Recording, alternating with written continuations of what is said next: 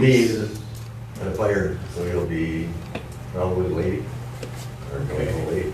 And Mr. Duden is bailing out literally. Right. So it is 7:30, we have a quorum, so I will call the meeting to order. First item is a pledge of allegiance. Yes.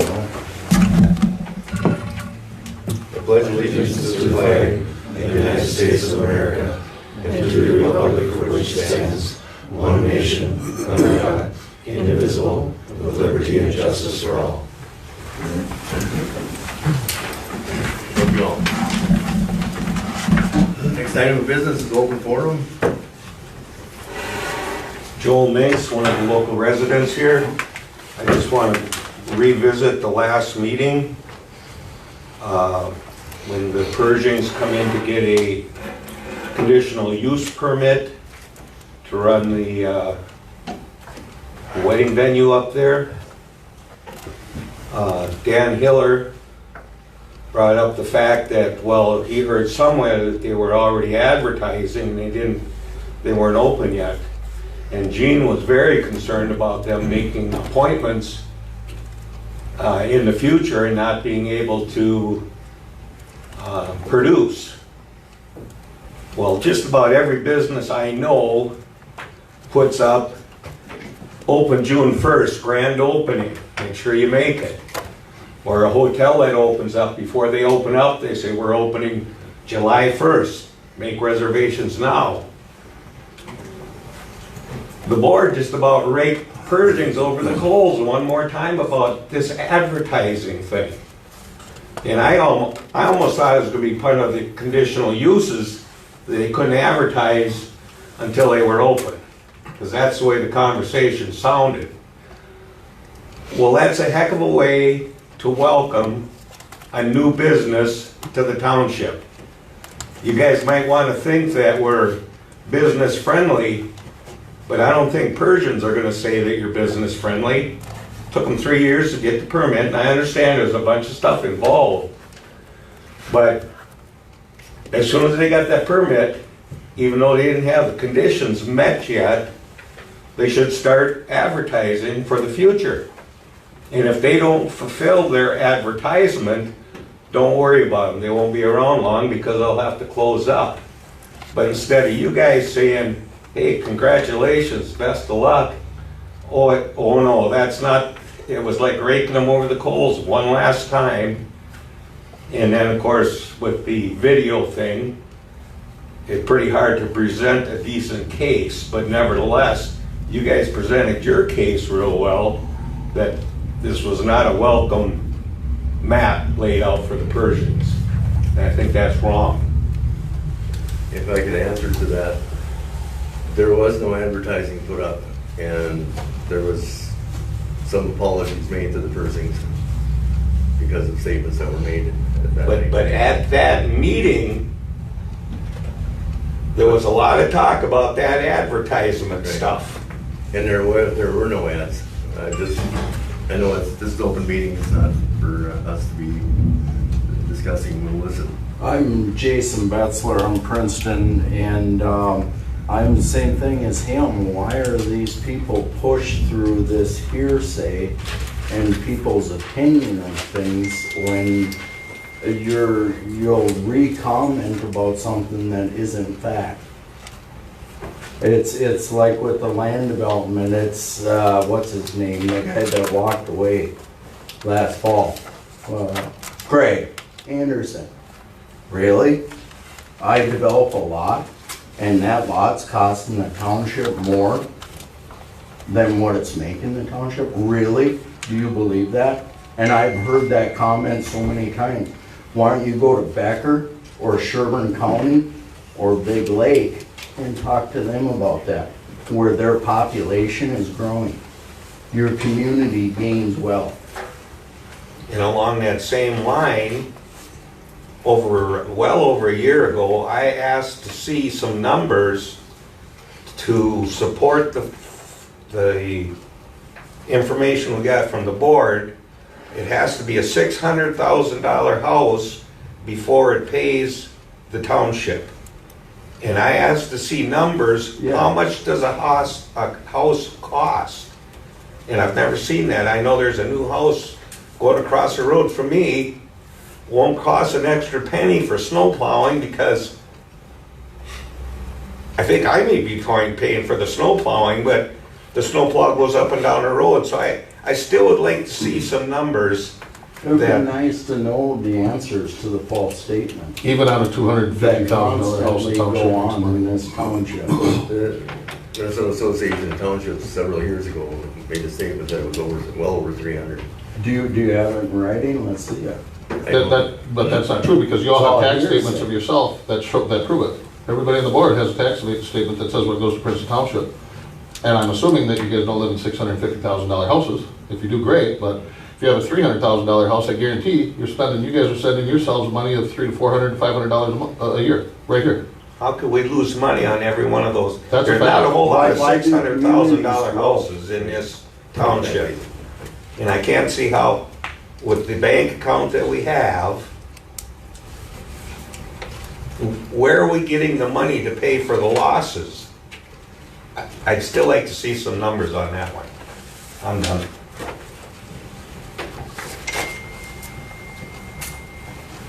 So I got a quick question. Is Dan Hilliard and Thomas Duden are not showing up today? Dan is at a fire and Thomas is out in the field.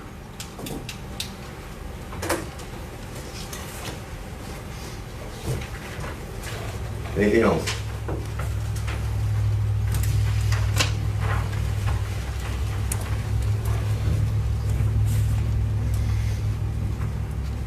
Are there any other comments, open forum?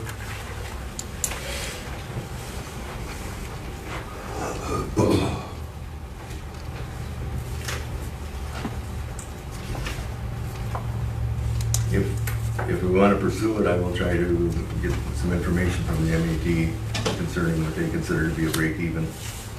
I'd like to see, and I know years ago. I'd like to see it broken out too, I just don't wanna, word saying this is the number. It's in everybody's tax The whole statements. thing. All we want is facts. It's in all of your tax Rather than statements. people knowledge from No, I think it does make a difference too, are these homes on a county road or a township road?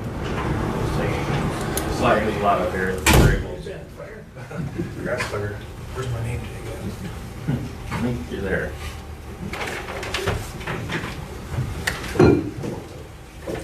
Sorry for being late, guys. Are there any other comments, questions about open forum? If not, we'll close open forum. We'll move to approve minutes of the May 19th regular meeting. Is there any comments, corrections, additions?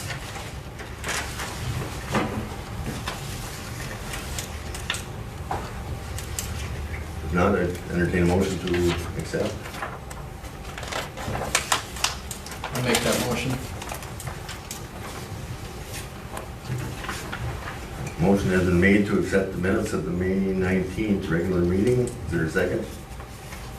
Let's second that.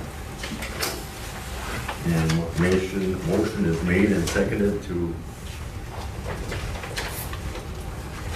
accept the minutes of the May 19th regular meeting. Is there any further discussion? If there's no further discussion, we will proceed to vote. All in favor signify by saying aye. Aye. Opposed, no. Motion's carried. Boy, Me. that's a nice change. What's that? I said that's a nice change. Okay, the May 21st special meeting. I know we have on the back page, just a minor item, adjourn was Mr. Hiller moved to adjourn, seconded by, it should be Mr. Whitcomb, I believe. Mr. Wilhelm was not at the meeting. Where is it going on? Oh, yeah, right there. Just so the record. Oops.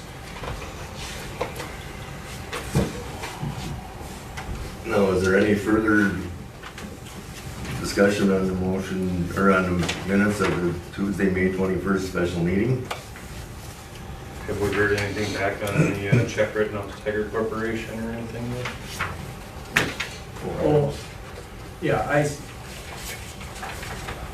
sent, there were I had 6 or 7 items total. Then I just got another request from Dante today about those.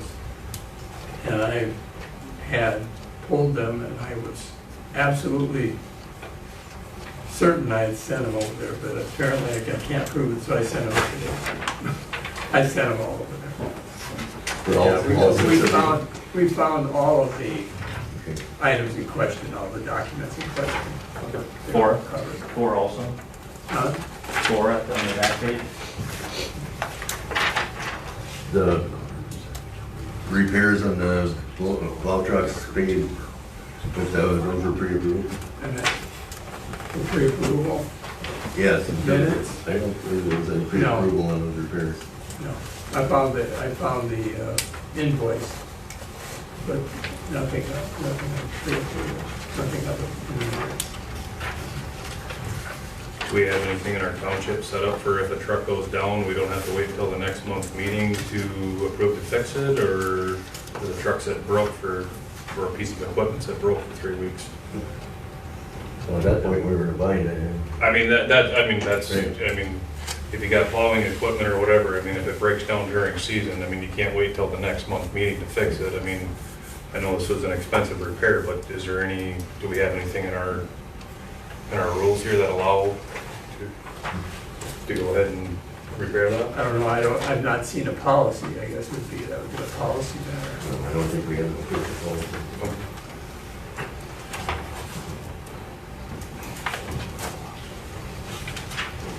I'm sure it was never brought up in a meeting.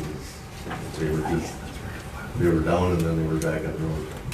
I was not informed of who did it or anything. Is there any other additions, corrections to the May 21st meeting?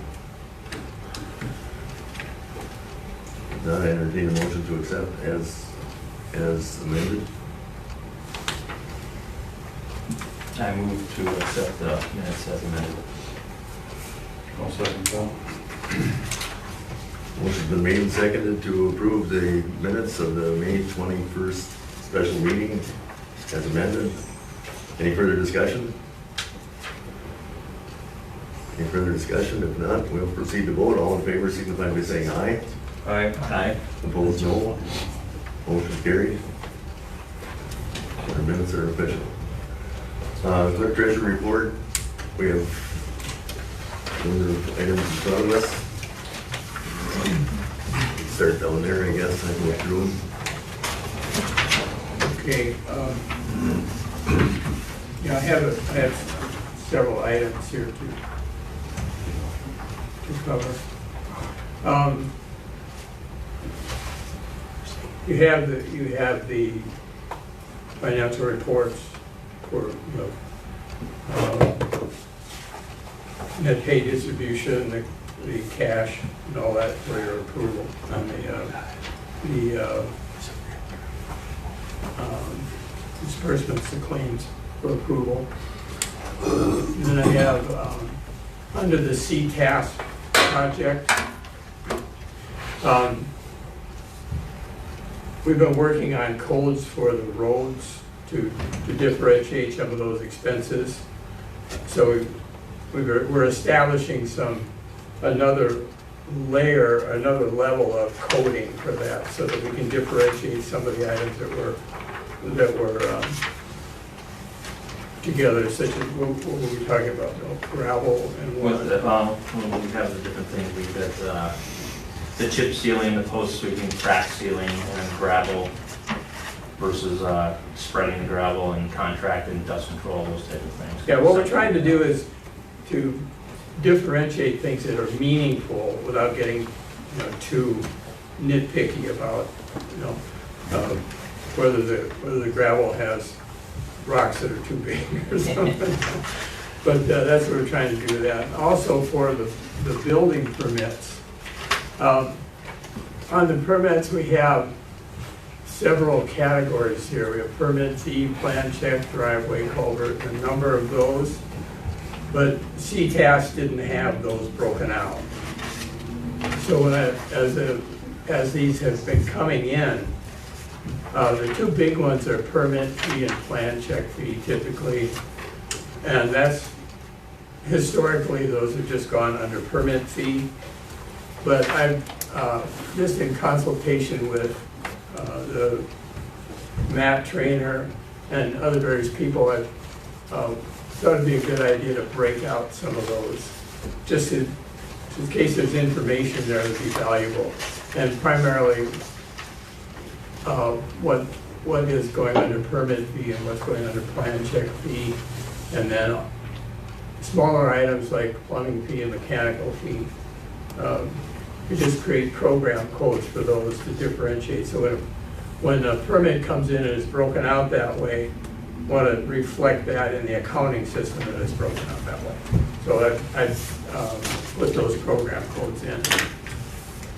And then I have a letter from Long Siding Bar and Grill that they sent to the board. I'd like to read that.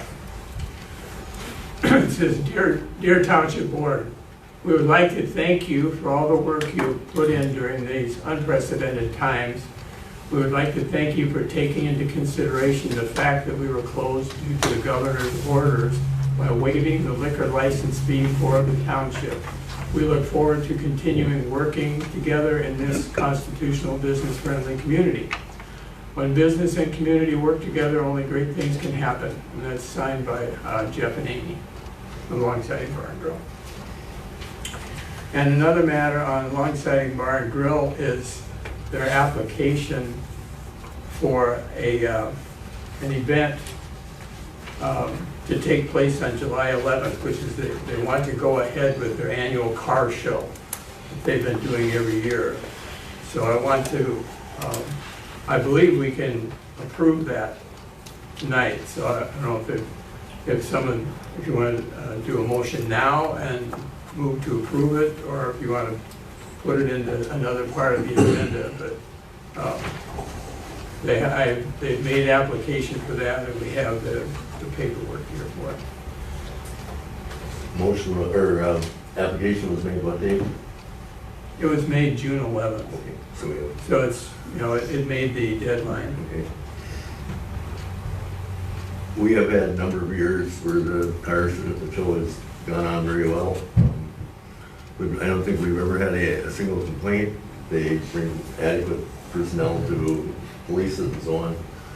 So I would speak in favor of it if somebody wishes to make a motion to approve that. So moved. Motion's been made Second. and seconded to, Mr. Hill or Mr. Whitcomb? Okay. yes, to approve it would now be called special event. Special event. Special event for Long Siding Bar and Grill on July 11th. July 11th. Is there any further discussion? If there is no further discussion, we'll proceed to vote. All in favor signify by saying aye. Aye. Opposed, no. Motion carried. We will approve the event. Okay, and the next item is a fairly significant announcement.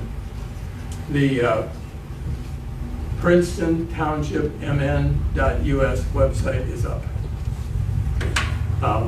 It's in its infancy, let's put it that way. But we're building it, and I think you looked at it, right? I think it already includes at least as much or possibly more information that we can get on the county site.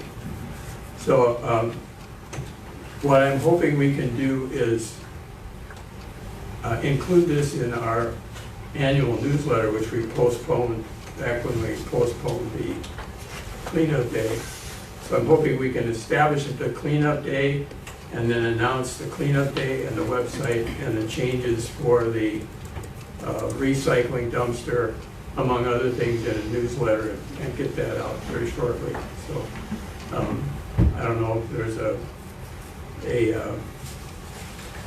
sense of when it'd be a good time to have a cleanup day, but I think we put it far enough off. I think we could do it tomorrow and probably be fine.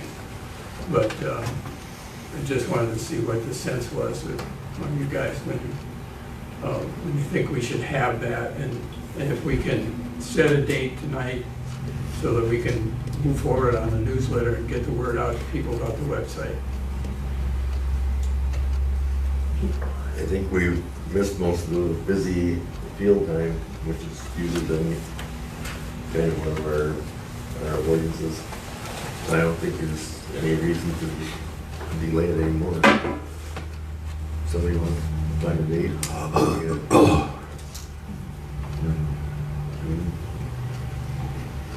Well, there's some coordination that needs to take place. Who's gonna be picking up? Do you know who we're gonna use for the truck and trailer? We have some logistics to figure out. Yeah. But what time frame would you think you want to have it in? Typically been about like 8 to noon. No, but I mean, August, December, 2095, in the year 35, 35. Go say your heavens on here. But, yeah, I mean, would you have a month? I mean, if we put it into it, if you say it's going to be in September, then it'd be up to us to get the ducks in a row by then.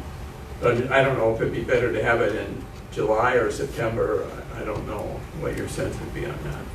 I would push it off until after Labor Day. Summertime, a lot of people on weekends, they got cabins, they got whatever. Nobody can have a graduation or a wedding, but typical years, I mean, weekends. Sure. I would say after school starts back up, sometime after Labor Day.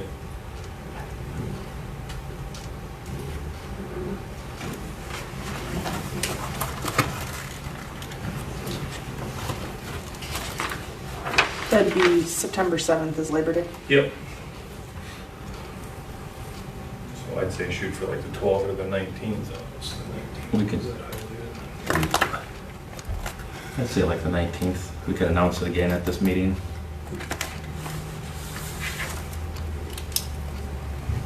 That's the day after Rosh Hashanah begins, so I think we're safe.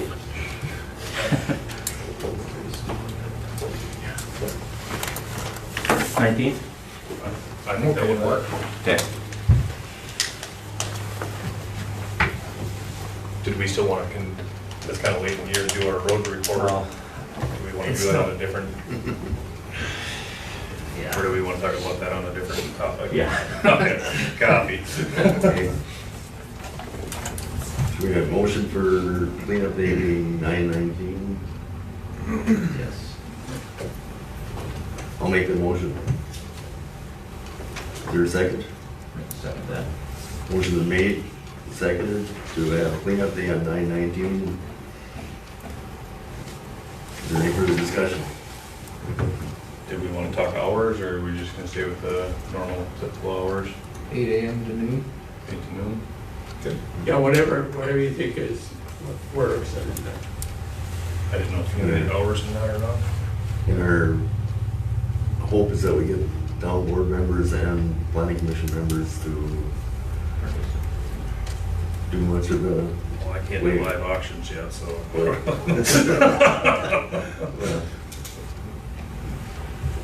whoever we can get to help is great, and it's also a nice community activity. Motion been made and seconded to have the cleanup day 9/19/2020. Is there any further discussion? If not, we'll proceed to vote. All in favor signify by saying aye. Aye. Motion carried. Well, like I said, is there any opposed? Say no. No, motion's carried. surprised you're not calling the roll. Mr. Rolling. I have one more item, quickly, well, actually two. But we need to, Candace Henshin has volunteered to be an election judge. If we're going to get her into the next election, we have to approve her so that she can get to training. So Jeanette was recruiting people and we needed at least one more, but so she's got her, if she gets Candace, then her roster will be filled out for it. So that, she just asked if we could bring that up and see if we can get it approved tonight so that she can get her signed up for training. Is there a motion to add Candace Henson to the roster of election judges? I move that motion. I'll second it. Motion's been made and seconded to add Candace Henson to the election judges list. Any further discussion? If there's no further discussion, we'll proceed to vote. All in favor say aye. Aye. Opposed, no. Motion carried. Okay, and then one other item here. You said that the last one. No, I said two. I amended my, as long as I could find it. Didn't we also have a special event for Knights of Columbus? No, they haven't brought it in yet, Oh, but I did give it to them, theirs is later. Anyway, okay, well, I just have to run it off the cuff, because you have in front of you a Schedule 1 report from the accounting system, CTAS. If you'll notice,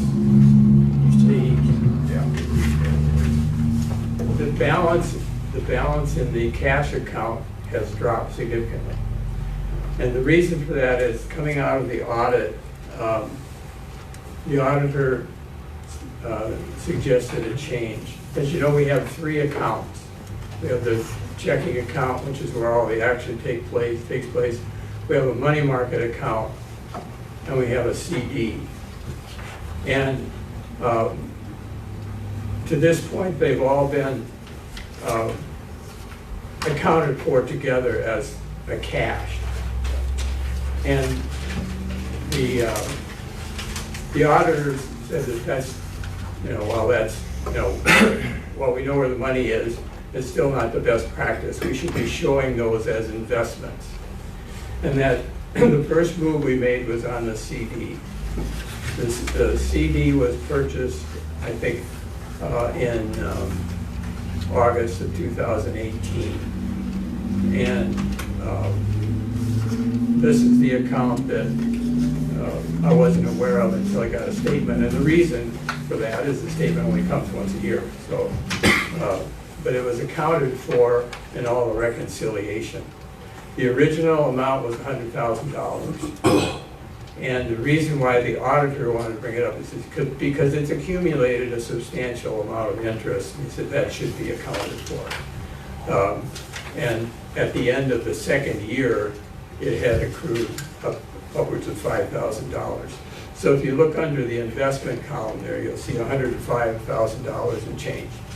And that's that investment plus the interest that it accrued. Because that interest, not coming every month, it wasn't being added in. It's only, at the end of the year, we get the number and put it in. So that's the first move. And then to get it the way it really should be, that money market needs to come out of there as well. And I think that most of that money is put under a road bridge. That seems to be where there's cash of that amount, because we're talking over $200,000. Now, I understand that money market was originally bought in 2002, coming on that order. So it's been accumulating interest over that time. And the just as a best practice, and as we get turnover on the board, people don't necessarily remember where all the money is. It's a good plan to show those as investments, because that money won't be available until the items mature. And then you can make a decision as to whether you want to pull them out for cash or keep them going. And that's something that Mr. O'Neill will be addressing. Do you know when these mature? I think Mark. The CD matures, I think, later this year, and I don't touch it because that's a great rate. It won't renew at that. The money market is really just a savings account, so it doesn't mature. It just stays there and continues to collect. But you are earning interest on the two products. And I'm So assuming the, that's so why. the money market doesn't have a. Doesn't have a maturity date. Okay, so that is essentially cash available? Yep. Okay, It would make sense to me to leave the current checking account and the money market in one bucket and then the okay, CDs or and whatever not CDs you separate that purchase. out. Okay, fair enough. Yep. Now, primarily, it was the auditor thought at this point, with that amount of interest having accrued, we should be showing that in our balance. So that's why we made that change. And just a point of information, that beginning balance as of 5/1, we had $666,692 or $692. Total balance at the end of month was $734,000. But we did add that $105,000, so Right. it makes it look like we gained again.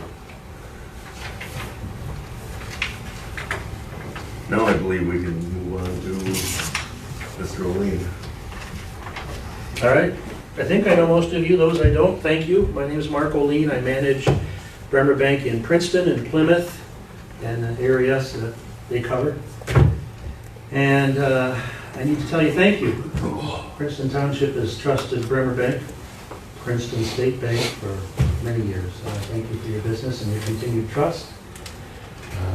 I wanted to remind all of us how the process works real briefly. You have public funds you're responsible for. You've entrusted us with those, and so we have to make sure that those are insured. Bremer's in great shape, and we're happy to show you our financials. They're public information. But no matter who you keep your deposits with, because they're public funds, as you know, they have to be bonded and insured. We've done that for years through bonds, and you are the bonds. We purchase bonds. We keep an eye on your deposits. If they go up, we automatically purchase more bond coverage for you. And that's something that we monitor and report back to your auditors. Recently, they came out with a great option, a letter of credit from the Federal Home Reserve Bank of Des Moines, Iowa. The advantage to that is that if Bremer Bank was to disappear, you would just continue as normal. Your funds would be available to you. Where with the bonding, you'll receive the bond and then you'll have to sell those bonds. Now, if Bremer Bank goes bad, we've got a lot of problems, quite frankly. So I don't see that as being an issue. That's one of the advantages of going with a letter of credit. For a period of time, Bremer was incentivizing municipal accounts like yours to go to that letter of credit because it was very affordable for the bank. And so what they did is they gave an increased rate on the money market account that we referred to earlier. They have since raised the rate on what it costs to use that letter of credit. So it's just not as exciting for Bremer to use anymore. But I did go to them and I had presented to this room, whoever was on the board about a year and a half, maybe it was 2 years ago. I don't remember the exact date. And discussed switching to a letter of credit, and it just never took place for whatever reason. So since I had presented it to you earlier, even though there are some changes, I wanted to offer you the increased money market rate. So we'll make that effective now, and there's really nothing for you to vote on. It's not real exciting. It's an exciting time to talk about bonding and borrowing money and great rates. It's not a very exciting time to talk about returns. We're currently getting 0.03%, and we're going to increase that to a whopping 0.20%. But it is a good jump in your return, so your money market rate will go up effective right now. Originally, I had planned on asking you to vote to switch it to a letter of credit rather than bonding, but let's just leave it alone. It's working fine. If your auditors like it, there's no change necessary. If there's a financial advantage to you, I'll gladly come back and present it again to you. I also want to know if you have any questions that I can answer or find an answer for. I don't know how often you sit in front of a banker and want to sit in front of a banker. Thank you for sitting by me, by the way, because everybody else knew I was a banker. Made me sit all by myself. Well, Every night at dinner. I had a question for Doug. I've been coming and bothering Doug. And I was like, oh man, there looks like a lot of cars in the neighborhood. Must be having a meeting. And sure, I looked on Facebook and I was like, I gotta go up there. Started 2 minutes ago. Yep. Any questions for me? All right. So basically just sit tight with. Status quo, thank you. We'll raise your rate a little bit, and if you need anything, call myself or Mrs. Hiller. She's the one who does all the work anyway, everybody knows that. At my house, at my bank, at his house. And Doug, let us know. We're happy to help anyway. Yeah, well, thanks for coming. Thank you very much. Yeah, thank you. Thank you, Mark. Yep, And you satisfied the three criteria. That's fine. thank you. Mr. Richards, I believe you're on with the zoning administrator's report. Yeah, thank you, Mr. Chair. The first one we have is the conditional use permit for event venue by Jennifer Kick of the Silver Creek Farm. The conditional use would allow for the event venue agritourism at 1305 65th Avenue. They are requesting a permit to operate a fall pumpkin patch, but that would also include a hayride and corn maze. It'll run from the last weekend in September to the last weekend in October. Our property is about 20 acres and access off of 65th Avenue. The Kicks also own the adjacent property where their homestead is at. The property is zoned a rural residential district, and as you know, we just added the conditional use permit allowances for event venues. The Planning Commission recommended favorably the conditional use permit at their June 1st meeting. There was a question one of the members brought up, Minnesota Constitution section that said there are no license required to peddle. Any person may sell or peddle the products of the farmer or garden occupied and cultivated by him without obtaining a license therever. And the question was, can the pumpkin patch be part of that conditional use permit? We had Jason's office take a look at it. There's a memo that I distributed out from them that more or less says yes. We can't prohibit them, correct me if I'm wrong, Jason, prohibit them from selling their products or peddling their products, as the Constitution says, but they can fall under the reasonable conditions of the conditional use permit, just so that we don't, again, prohibit that sale. So the resolution in front of you tonight does indicate that it doesn't include the pumpkin patch. I'll make that change before it's signed. So that was clarified. Just a few other points. There's adequate parking. The provisions of the ordinance would require about 67 parking spaces. They have room for probably 80 or 80 plus vehicles. They provide an emergency medical plan. No alcohol is served at this venue, so that doesn't involve the Black's County Sheriff. They will use portable restroom facilities, porta potties. No signage proposed at this time, but the ordinance does allow for reasonable signage for them to put in place if necessary. Not a lot of concerns or issues with this particular request. Planning Commission, again, other than that clarification on the constitutional issue, approved the conditions. One thing I added, and that's something you suggested for a previous event venue, is that it'd be subject to review by the town board of supervisors 1 year after approval or prior to July 2021. So we'll do that with the others that we have coming forward. So with that, there's a resolution in place. Again, I'll make that change, just clarifying the ability to at least indicate that the pumpkin patch would be subject to the conditions, and we would recommend approval. Basically, this memorandum just says that the selling pumpkins is exempt from the CUP. What that memorandum says is, even though there's that constitutional provision, you can regulate, kind of when, where type of thing, as long as it's not prohibiting them from making those sales. As long as the regulation isn't so prohibitive that they can't do it. So reasonable hours of operation, all the conditions that we have listed. Make sure there's parking for it. So our conclusion and recommendation basically covers this. Yeah. Yes, it's consistent with it. Yeah, be consistent with it. And that is requiring a resolution or simple? Yes, a resolution. Yeah, and 4/5 vote of the town board. Okay, so we would have to have a unanimous of the board here. I would entertain a motion to accept or to grant the CUP for Silver Creek Farm. I move the motion to accept the event venue. Mr. Whitcomb has made the motion. Is there a second? I will second that motion. Is there any further discussion on motion to grant the CUP for an event venue, agritourism for the Silver Creek Farm? Any further discussion?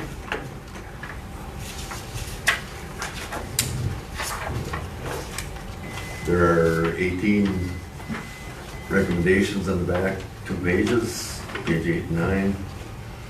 If anybody needs to review them, they're there. It's been gone through by the planning commission. We've looked at it several times. Any further discussion? I'm just curious as to, and I asked about this either last month or the month before with the CUP and the IUP. Aren't most townships going away from CUPs? I mean, you know, it kind of seems like that's the new thing is to have the interim permit. So do we want to kind of follow suit with what other townships are doing, or do we want to stay with CUPs? Well, actually, you know, I've seen it both ways. And the reason we originally proposed this as an IUP, but the planning commission actually had a lot of discussion about that and felt more comfortable with the conditional use permit, in that if the Kicks or anyone else who's doing this type of facility is putting a fairly substantial investment in their property to accommodate this, they want to sell it. They don't want to, you know, have the condition on the sale getting a new, new IUP, because essentially that would invalidate the IUP and you have to get a new one. So that's, yeah, I know about that. yeah. Essentially the IUP and the CUP are really the same process and the same thing, other than you can put an end date on. Yeah, typically they terminate on the transfer of the property, and then also with the IUPs, they're subject to periodic spot checks to make sure that they're complying with the IUPs. And we can with still this do one that. here, we're doing a 1 year. Right, do 1 year, but we could, if you want to put something in the conditional use permit, that we have an annual review. I've seen that. Well, I don't know that we need to do an annual, but that was just the one thing that I was looking at, the difference between the IUP and the Right. CUPs. Any further discussion? Is there any further discussion? If not, we'll proceed to vote. All in favor of the resolution establishing findings of fact and resolution of the Board of Supervisors at the request by Jennifer Kick of the Silver Creek Farm for a CUP is allowed for an event venue at 1305 65th Avenue be approved with those conditions that we already reviewed. All in favor of the motion signify, or resolution signify by saying aye. Aye. Aye. Opposed, no. Motion is carried. Moved by, seconded by. It was moved by Mr. Leacom and seconded by myself.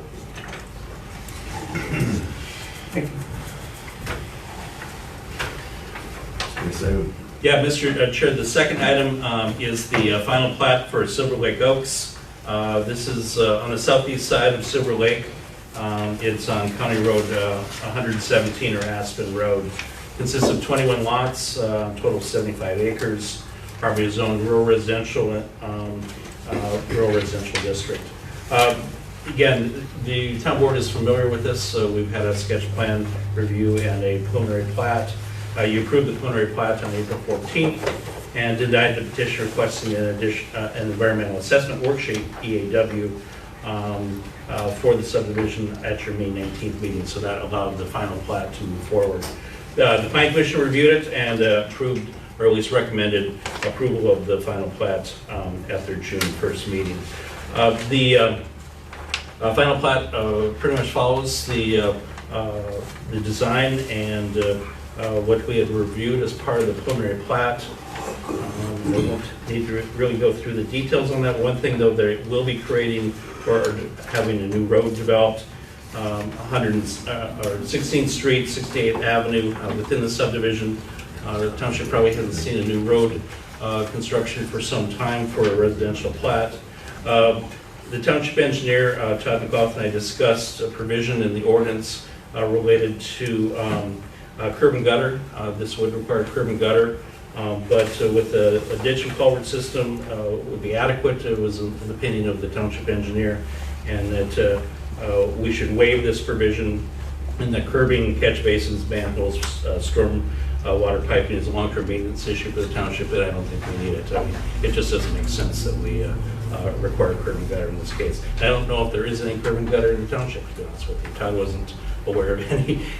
Anyway, so we should probably look at that provision in the subdivision ordinance, whether it makes sense. Shooters, or up the hill, they got a little curving right there, but that's it. They're a little related to commercial. Pikes Industrial Park does too. Pikes Industrial. That's it, isn't it? No, that's it. So that is included as part of the approvals, that is waived. And I believe, Jason, you have that, that follows the language also in the draft development agreement. We do have a letter also from Todd McLeod, June 9th letter. That came after the packet was put together, and I have that, copies of that for you in front of you. Again, just more or less detail items. We shared the copies with Craig and, Looks like just clean up detail items like. Yeah, just clean up detail items, yeah. okay, nothing in there Nope. alerting or. We'll work with Todd to make sure all these items are addressed or satisfied. And the engineers continue to work through the impact to the wetlands issues and the process there. If you have any questions about that and the wetland permit application, Craig should be able to answer any of that. So again, pretty straightforward. There is a draft development agreement. Jason has provided that. We made copies for you this evening. And I'll have him go through some of the questions and some of the points there on that. But we would recommend what the Planning Commission recommended, the final plat approval with the 18 conditions.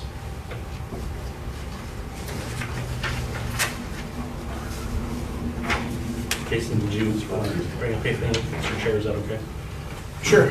Unless anybody else has any other questions. The development agreement is kind of a standard agreement between any municipality and a developer when there is kind of public infrastructure that's being put in. Roads, stormwater, grading, those types of things. Those are the three specific things that are in this initial draft. This is something that, this is not a final draft. There's still, sounds like you guys are still working on some last minute things.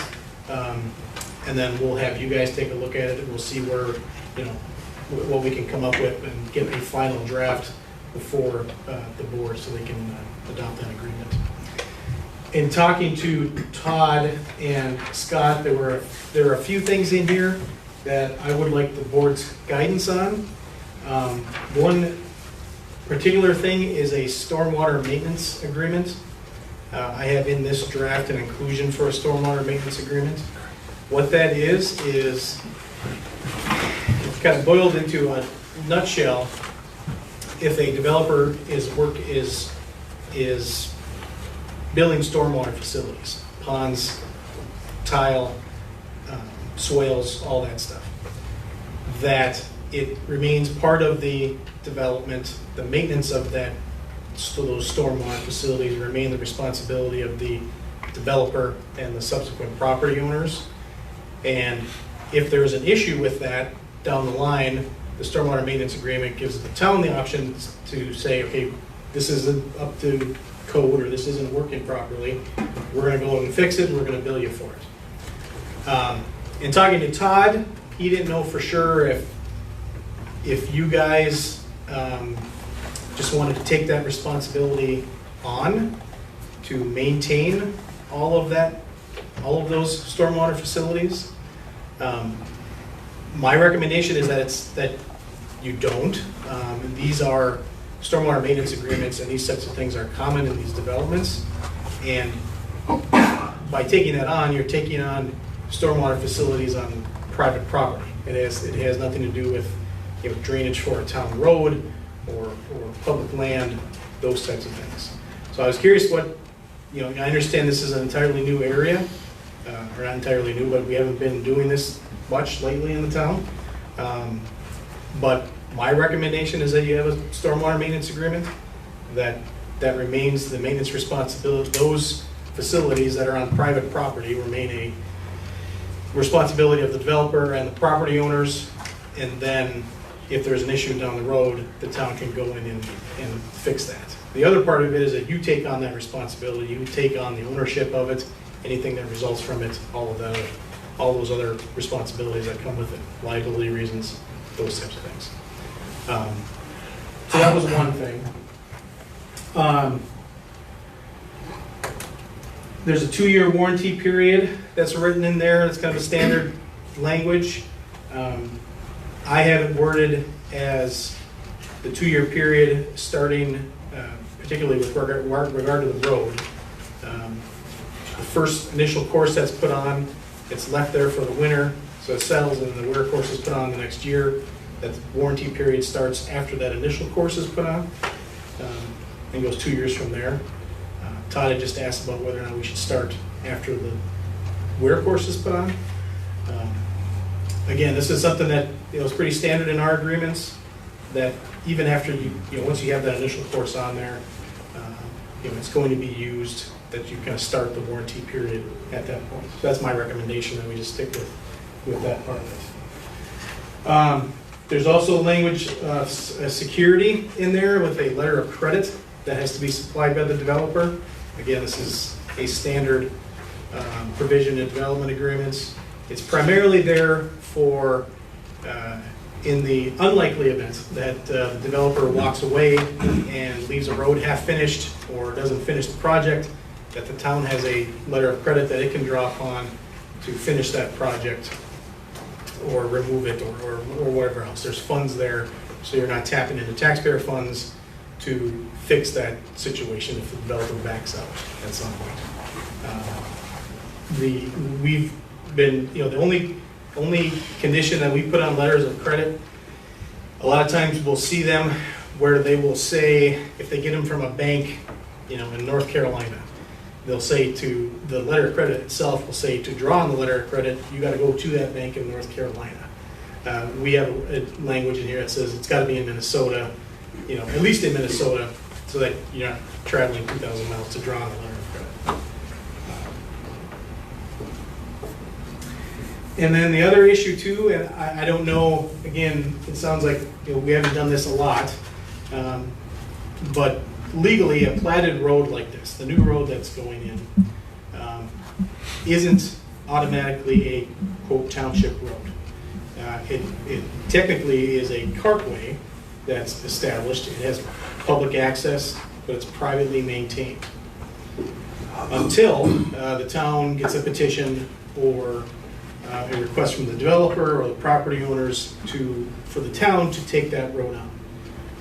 And I don't know if you guys have a policy. A lot of towns will have road acceptance policies that basically say if the road is up to our specs, then you get us the petition, we'll go out and inspect it, we'll see, and if we think it's in the town's best interest, we'll take it on. Because by taking it on, then you take on everything that comes with it, all the maintenance and everything else. So there's language here that makes it very clear that this road that's being constructed remains essentially a cartway, that it's going to be privately maintained. The town's not going to maintain it. The town's not going to accept it until either a certain amount of time passes. You can say, you can wait until after the warranty period, and then say, then we'll go through the statutory process. You get us a petition. We'll take a look at it, and we'll accept the road if we think it's in the town's best interest. So that's that language in there. The only question Todd had was about, I had some language in here about, that the town would accept a petition after there were a certain number of houses built. You can have that kind of language. You don't have to have that. You can just say, whenever, if somebody comes in with a petition, the town, will consider it, and we'll take a look at it. It's kind of up to you guys how you want to word that part of it. But just to be very clear that the town won't be maintaining it. The town has no responsibility for this road until we take it on. And this, in a lot of towns all over the state, this creates issues because they kind of record these plats.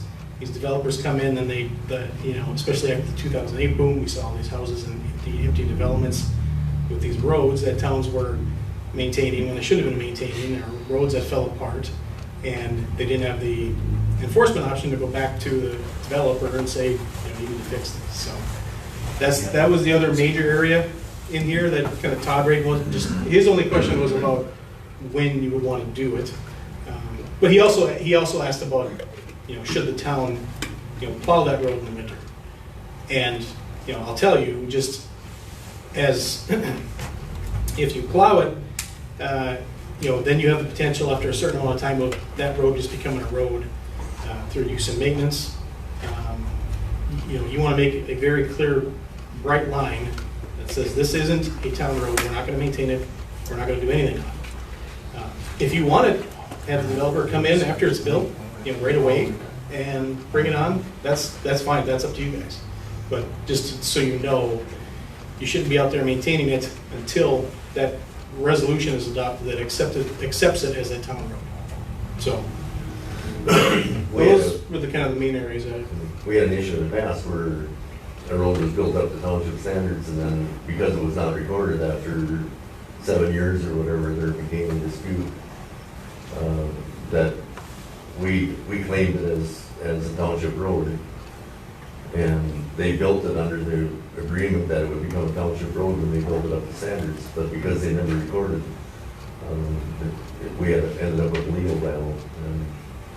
And I guess for protection of the township, when they build up township specs, I would hope they'd record it and get the resolution through, so we would officially own it without having to end up with an issue with it.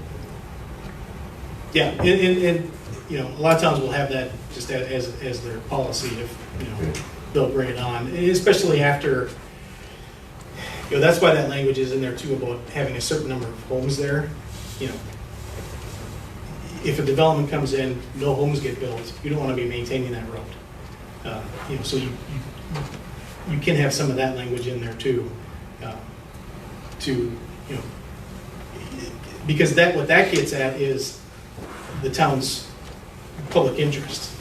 The town has no public interest in maintaining that road if there's nobody living there and it's a road of nowhere. So that's where that gives support to the town taking that on as a town road in their public interest. So if we approve this tonight, we are accepting the stormwater agreement. We're accepting the road. Yeah, we're not gonna, yeah. Okay, I'm sorry. Go ahead. No, we're not gonna approve this tonight. One of the conditions for what you're approving as the final plat is that after you approve the final plat, a development agreement is reached between the town, that's acceptable to the town attorney and the town board and the developer. So I have this draft. I wanted your guidance on some of those major things so that then I can take this to Mr. John Dahl and Craig and take a look at it and see what we can come up with and eventually get you a final draft that I recommend, that they're okay with, that we can adopt and sign and be done with it. So we will approve or potentially approve the final plat tonight, Yes. Yes. but we would not approve the development agreement. That will be a fluid document, yes. Yes. Okay, just make it very clear so we know what we're doing. So they would be requesting approval for the final plat for Silver Lake Oaks. Is there a motion? I'll make that motion. It's been made. Is there a second? Second that. Motion been made and seconded to approve the final plat for Silver Lake Oaks. Is there any further discussion?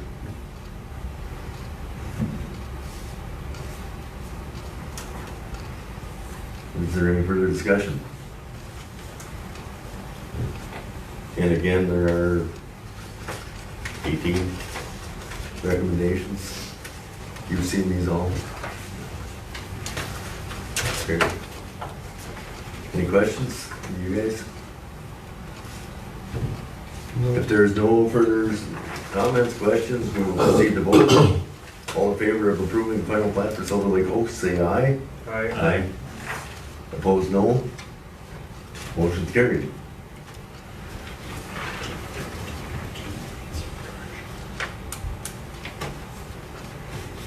for you. I'm just asking if Jason needed any more direction before he takes that draft to the developers. I guess, are you okay with, well, let me ask you, big picture, are you okay with the recommendations I made Yeah, no. about stormwater, I the would say warranty no to period, letter of stormwater. credit, and the road? I would say no to stormwater, because, I mean, those sort of stormwater criteria change all the time, and that's another thing that we could get ourselves into. So I would want that in that agreement.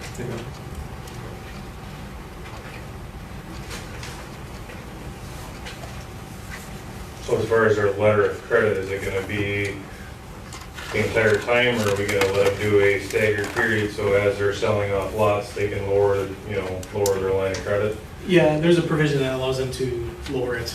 Okay.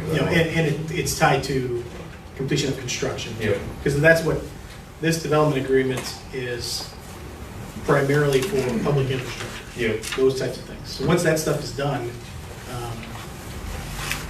then you can release the letter. Oh, just- Yep. And remind me again, when did the timeline start for road completion? Was it after the base was completed? Or That after was the still final open wear for, course? I think that was still open for discussion, whether we wanted to have the wear later on or not. Yeah, whether you want the warranty period, what I call for in here is that, that base layer go on, the winter go over, and then the wear course go on the next year. And what I have in there and what we typically have is that the 2-year warranty period starts after the completion of that initial, the base level, the first lift. So, and then start going from there for the 2-year warranty period. I know a lot of times they'll lay that, maybe you guys would know this, you put the base course down, and you might not put that wear course on for a few years, because you're driving equipment in and out of there. Kind of more to you want to keep it so it starts on that first period, so we're not pushed to hurry that second lift.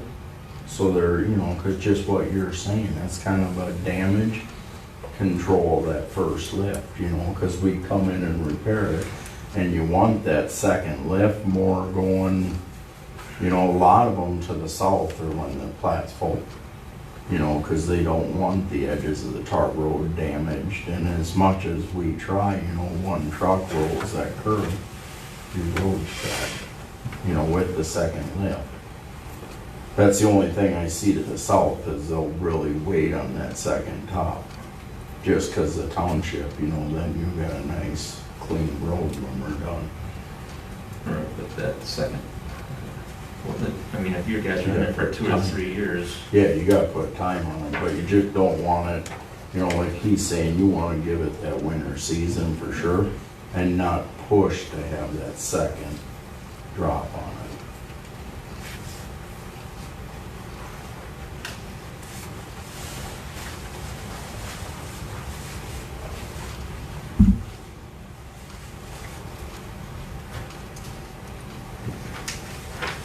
Where was that in your, which page? Page 4, at the bottom of page 4. The other part about, starting the warranty period after that base course is that then that kicks in their warranty obligations at that time. So if there is an issue with the base course, then you have that. Oh, okay. First Okay. time. Who will be inspecting? Will it be Todd? Gene, So, as long as Thank you. we're doing due diligence and doing everything right, we should do it. Yep. So, and I'll work close with Todd. Excuse me? With Todd. Okay, Todd will be doing the inspecting? Yeah, Todd's the one that, Okay. Todd gives us, Todd will make a recommendation as far as it being done, then the board will accept it. But Todd's the main person on site to inspect it. So the question then would really be, where do we start the clock? Start the what? Start the clock. Start the warranty. On the warranty, the way I have it drafted is after that base, that first lift, which I think, we really ought to be there, because if there is an issue with the road, it can be addressed, the road's gonna be used, so you have that warranty period kicked in. Do we have, is there anything in here that says when the final wear course has to be placed? Or no?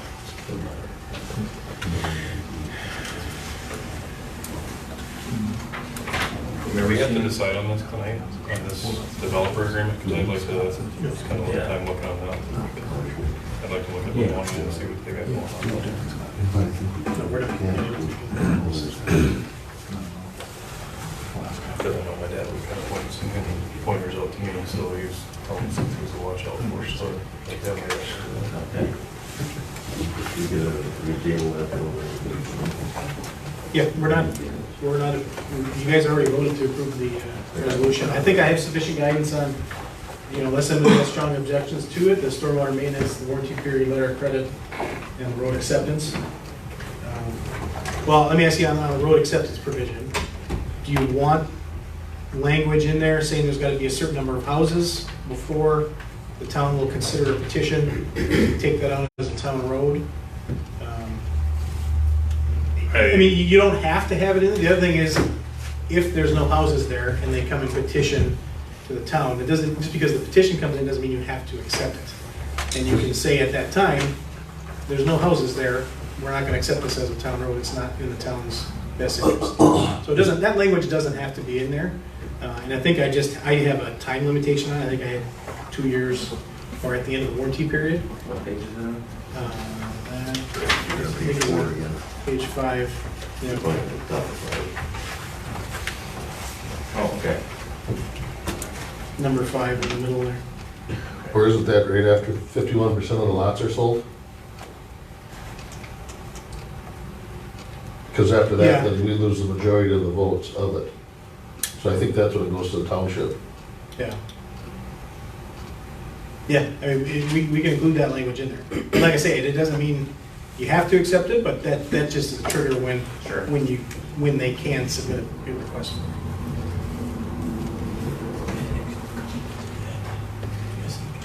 And I had that language in there initially. I think it's almost the exact language as far as product is sold.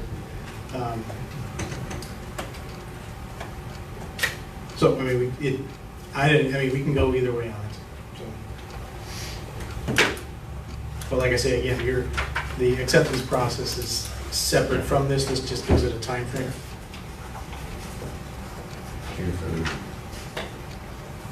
I would like to really look it over and hash it out a little bit before we. Sure, and that's one thing I can work with Jesse and see what we can come up with too. Is that something that doesn't get resolved till next month, next meeting then, or? Well, this. Yeah, just through it. We have to come in front of the board for that. We just settled that with you, correct, and Todd? Or Scott and Todd? The development agreement, yeah, I mean, the Correct. plat's approved. Yeah. Yeah, it's just, this is one of the conditions. Yep. Now that it's approved, Yep. there's all these other conditions that kick into place. Just don't ask more. Well, I mean, they're still working on stuff. I mean, the plans aren't even finalized yet, is my understanding, so, Right. I mean, we still got to finish up everything else. Yeah, that's what Yeah. I'm thinking. Yeah. Tomorrow.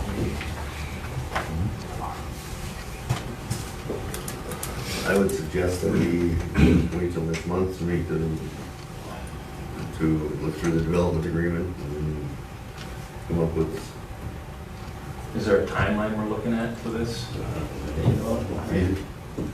What did you say, so you suggest? I'm sorry, I missed This that. this would not delay you if we wait for the development agreement till next month, so we have a We're chance probably to. 30 days out from. What's that? 30 days out. We have to get the Mylar signed, so, I mean, last time on Silver Lake Pines, that took a month. 3 weeks, I So would we're say. about 3-4 weeks. But like Jason just said, if Craig and ourselves get together with Scott Richards and Todd, and we fix everything, or all come to a mutual agreement on everything, aren't we there? Right? Yeah, I mean, the board still has to approve the development Right, agreement. right. I mean, we can have a special board meeting too. Right, but I mean, I'm saying on our token, we could literally be done with this next week or this week. On the same token, if Scott and Todd and all of us could get together, we'd be done that day. Yeah. I don't want to drag, we're already 2.5 months behind the way we're standing right now. Yeah, barring any major issues with the agreement or any of the other conditions, then, yeah, I mean, we should be able to. Correct. Where do you wanna go with this? Well, we I'll can- have time to look at that, I'm not voting on that tonight. Yeah, yeah, again, we're not voting on the development agreement tonight.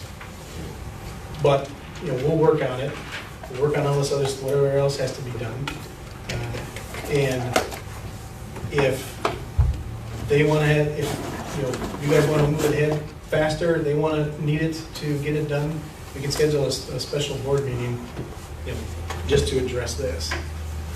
You know, in between now and, you know, because it is, you know, ways until your next meeting, so. I just need a little more time just to get, I mean, I'm not gonna drag you guys out 30 days or anything like that, I just want a little more time to read that. Well, it's hard to just say how Black's County and the recording and all that will go in a new world. Yeah, there's a lot to do Yeah. outside of this, so. Yeah.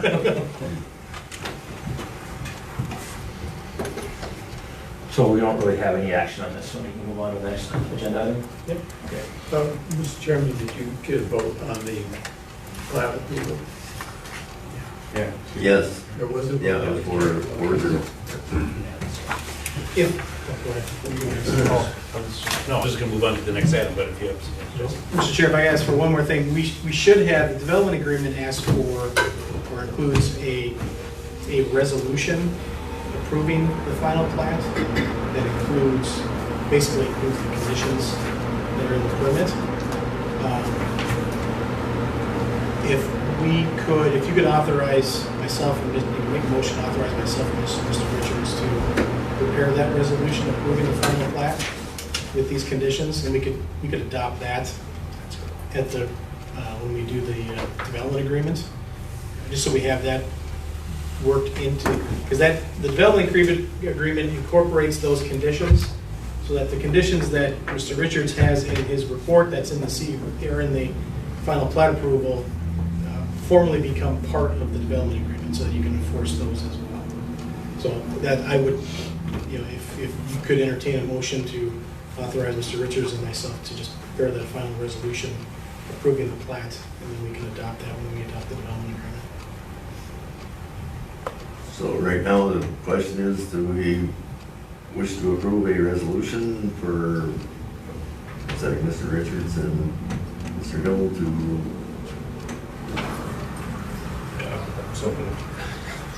motion's been made to What do you say? authorize them to do I second what they create the said. final plat. Resolution, motion has been made and by Mr. Hiller, seconded by Mr. Whitcomb. Is there any further discussion? If there's no further discussion, we'll proceed to vote. All in favor of the motion to let Mr. Richards and Mr. Hill create a resolution to approve the final plat, signify by saying aye. Aye. Aye. Aye, opposed no. Motion's carried.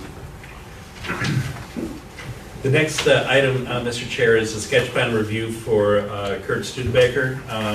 He's made this application, it's on the east side of Silver Lake in section 26 at 6588 Elkman Road. Proposed subdivision consists of 2 lots. It's on a total of 18 acres.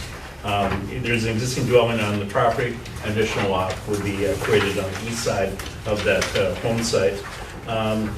Property is guided for a rural residential in the comp plan and zoned rural residential district.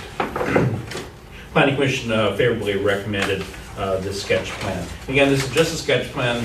The ordinance doesn't require the town board to review it, but we have just in past practice allowed you to make any comments or any thoughts on this. We don't even really need a resolution, although there is no resolution, but the Planning Commission did recommend the application with conditions in the report. Again, it features 2 lots. It meets all the requirements of the ordinance. There really isn't much to say about it. It's a simple, fairly simple sketch plan, and it will just be followed up with a preliminary and final plat in the coming month. So any questions on it?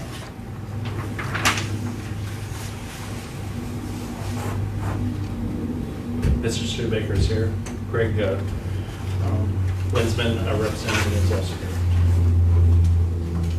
Any questions, comments? We looked at this last month.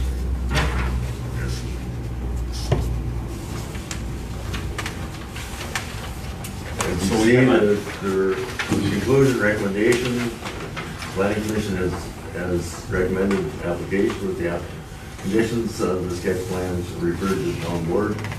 Sketch plans will be subject to review of the comments of the township engineer.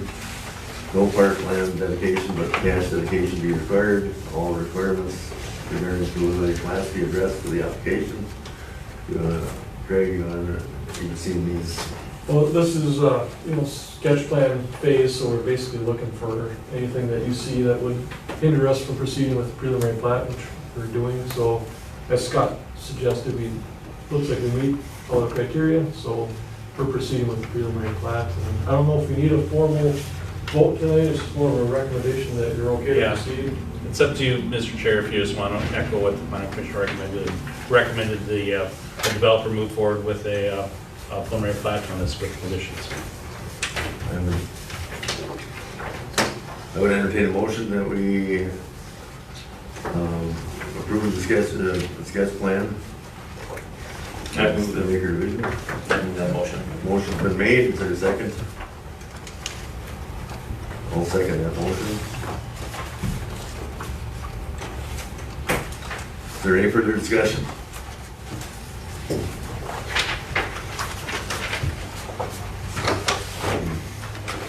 Is there any further discussion? If not, we'll proceed to vote. All in favor of approving the sketch plan for the Studebaker 2-lot subdivision, signify by saying aye. Aye. Opposed, no. Motion's carried. I believe we can go to old business.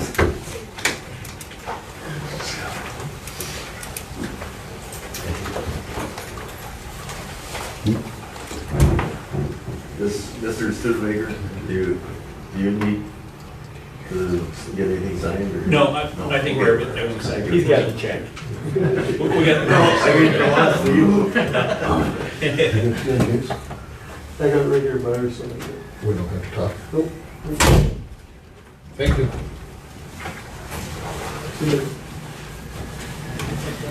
Report of progress on computer forensics exam. Mr. Duden's not here because I think he met with the attorneys last night. Is there anybody else have anything to add to this? I have asked Mr. Hill not to take his time on this. I don't care if we have to have a special meeting, but I'm not waiting until July. This whole thing has been debunked, and I've had enough of it.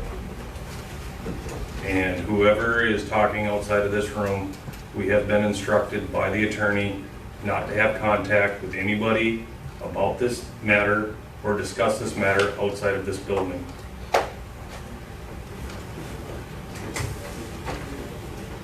If I could, Mr. Chair?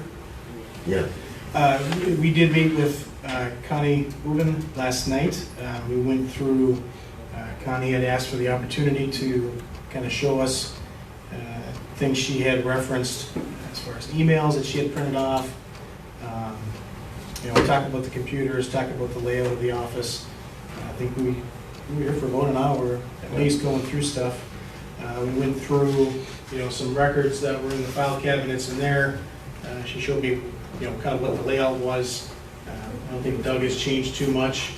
Some emails and things in there. Showed me that stuff. There are records back in a storage office back there. I think ultimately, I now have, Doug emailed me the audit report. I was glad to see the minutes for the special meeting where you guys talked about the audit. It looked like there were a few things that were raised, question marks that were raised. It sounds like most of that has been addressed. I want to follow up with Doug on that and possibly the auditor as well. But I would anticipate, kind of preparing just kind of a report for you guys, within a week or two. And if it's something that you want to, if Dan wants to have a special meeting to talk about, again, it might work out well. We could have a special meeting to talk about that and talk about development agreement. I'm sure, Doug, the posting requirements for special meetings. You just have to put the topical areas on there and you stick to those topics. So I think that's all that I would ask. Again, we went through a lot of that stuff. You know, again, it's my understanding, I'm coming in after the fact on a lot of this stuff, but it's my understanding there was a recommendation by Matt to, again, the Township Association, to conduct that mirror of the hard drive. You know, there was a question raised in that about email. You know, we've taken a look at some of that stuff.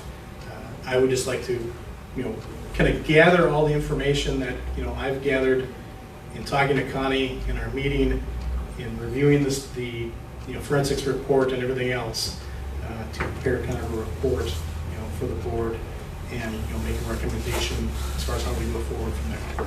Can I ask you to do one thing and verify with Matt? Did they recommend doing a computer forensic look, or was it a audit? I mean, I can totally understand doing an audit of the books when you got a change in somebody that's got control over the checkbook, but I don't know. I'd like to get verification that Matt definitely recommended us to do the forensic sweep with the hard drive. I can speak with Matt. I know Steve Fensky very well at the Township Association. I'm assuming he's the one who was contacted. I believe. I can talk to him.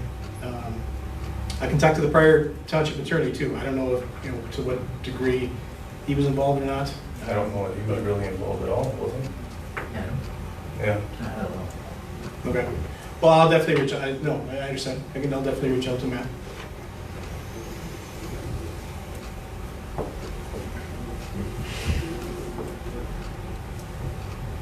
So I'll, well, like I said, I'll give you guys a report, and then we can set something after that.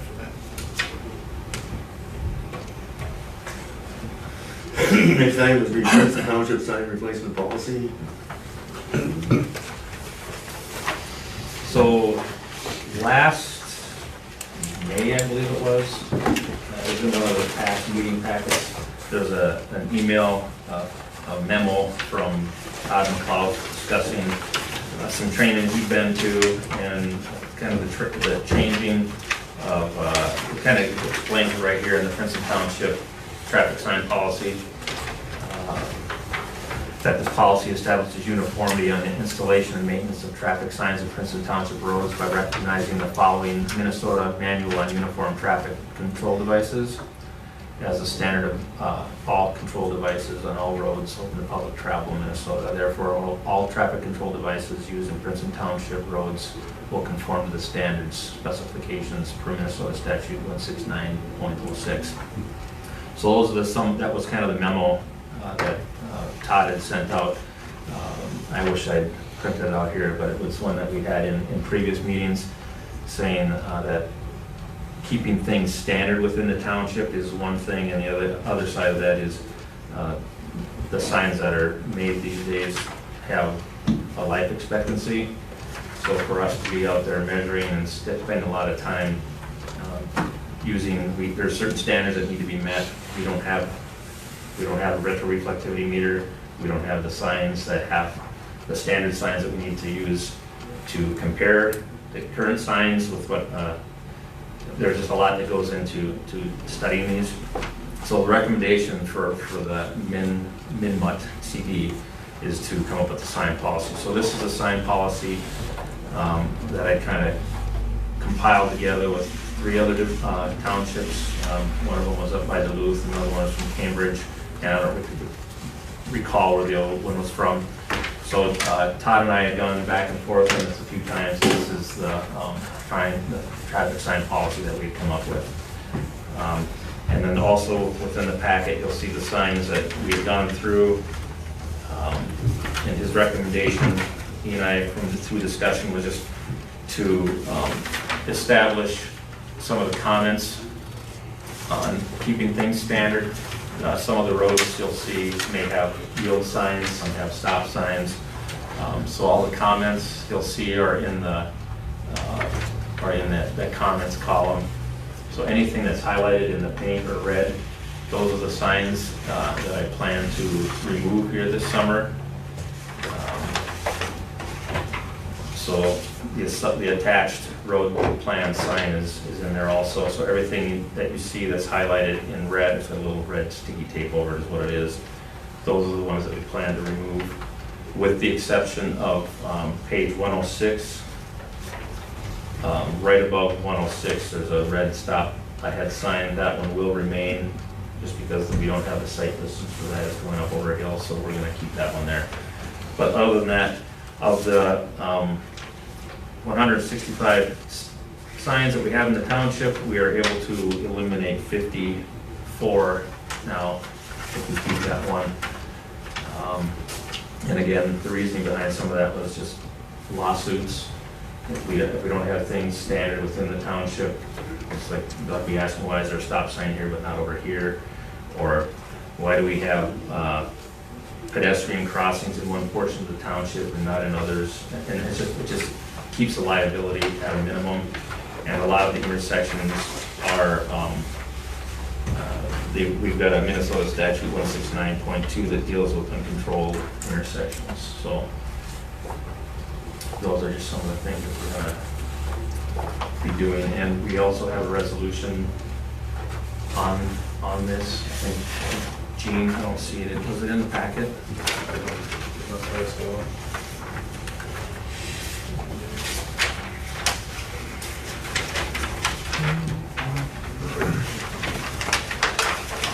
And I can read the resolution.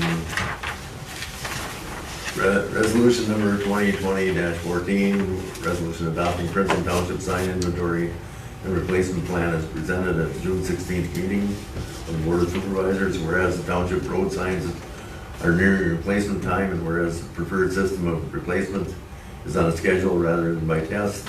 Whereas the road manager has worked with township engineers to reduce the sign inventory to approximately 110 signs, therefore be it resolved that Princeton Township adopt the sign inventory and replacement plan as presented to the town board on June 16, 2020.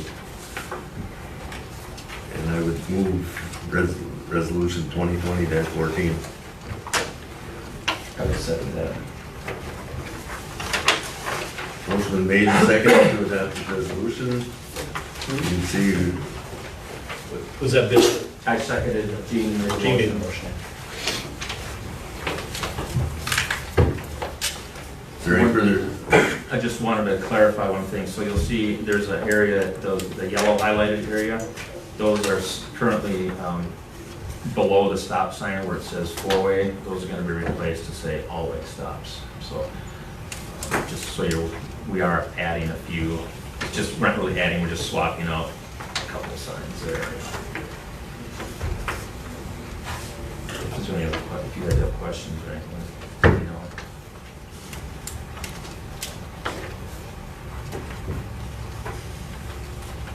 We have to leave it at 100, approximately 110, because we may be adding a couple of signs with new roads. We're up to 111, I believe, because one. Yeah, so One it's, is need, so the approximately 110 is. and there are other signs out there that aren't on our road plan that are going to be removed too. That I don't know how they ended up out there. They're out there. Any further discussion? Any further discussion? If not, we'll proceed to vote. All in favor of the resolution number 2020-14, adopting a sign inventory and replacement plan, signify by saying aye. Aye. Opposed, no. Motion is carried.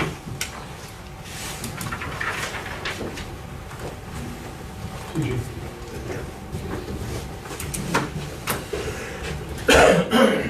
Okay, supervisor reports. All right. So we had a little, well, the chip sealing and crack filling plan and the project was going to be completed today. We had a small hiccup in regards to, I think I handed this information out last week, where we were going to be crack sealing and chip sealing. He got about, we were going to be doing 39,500 square yards of pavement. He got to about 42 and they still had 45,000 left to go. So in other words, we were off by a considerable amount. And I had asked him about if it was calibrate, how the calibration was, and everything checked out fine. So I went back and did some quantity checks, and all of our quantities were correct. The problem was, when he started telling me how far he was over, it was strangely close to the 10,000 square yards of crack sealing. So what he had done is they started chip sealing these locations that were only supposed to be crack filled, which they had already done. So they did these, and when they got over the Denhigh estates, they realized that they're already hitting their limit for how much material they're supposed to be using. So we need to make a decision today on how we want to proceed. We could either leave the Denhigh estates a quarter unfinished, or we could, let's see, what is this here? This was his, I should have made a copy of this. So the original square yard amount was, I had mentioned, 39,000 square yards. We were off about 1,000, it just happens with less than about 2%. So that additional square yardage brings us up to closer to an additional $9,716 that they're gonna need if we wanna finish the project. Because he admitted, this was our fault, he was gonna include the sweep pickup in that. So that's saving us $1,500. So we're getting the amount of work that we requested, plus, and of course, we're paying for it at the standard rate of what they charge us, which is 82 cents per square yard. So what you'll see here in this handout that I made copies of for everybody, that's that one. Yeah. You'll see column X, line 11. That was the $900 for just the overages. But you'll see down a little bit further, X 37, 38, 39. Those are the areas that were mistakenly chip sealed for the cost of $8,815. So if you look up at the top, under X, well, it would be called line 0, I guess.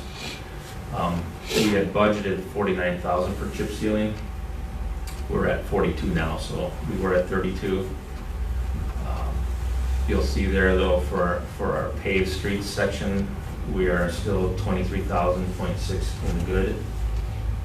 And in the unpaved sections, we're in the good, about 26,000. So the money is available. It's up to the board. Do we want to approve the additional money to complete the project?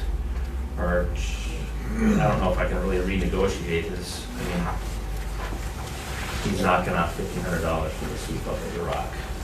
Well, I'm looking at it, he made a pretty big mistake there. Now he's offering to knock $1,500 up. I mean, if he can't hire competent people, that's not our problem.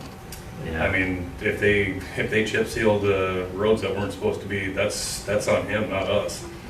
He bid the job to finish that job over there. I mean, Yeah. Do you have to sign a contract with them? Yeah, that's not our problem. So If he chip sealed the wrong roads, that's not our problem. I mean, he pretty much voided that What'd you say?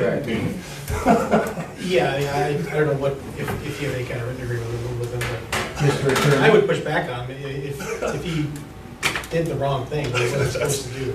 Yeah, I mean, I'd say, well, that's, I'd say anything, have him finish what he bid, and if he wants to negotiate where he mistakenly did, but we're not paying full price for it, no way. I mean, if he made a mistake there, I'm in business. If I make a mistake, that's on me, not the customer.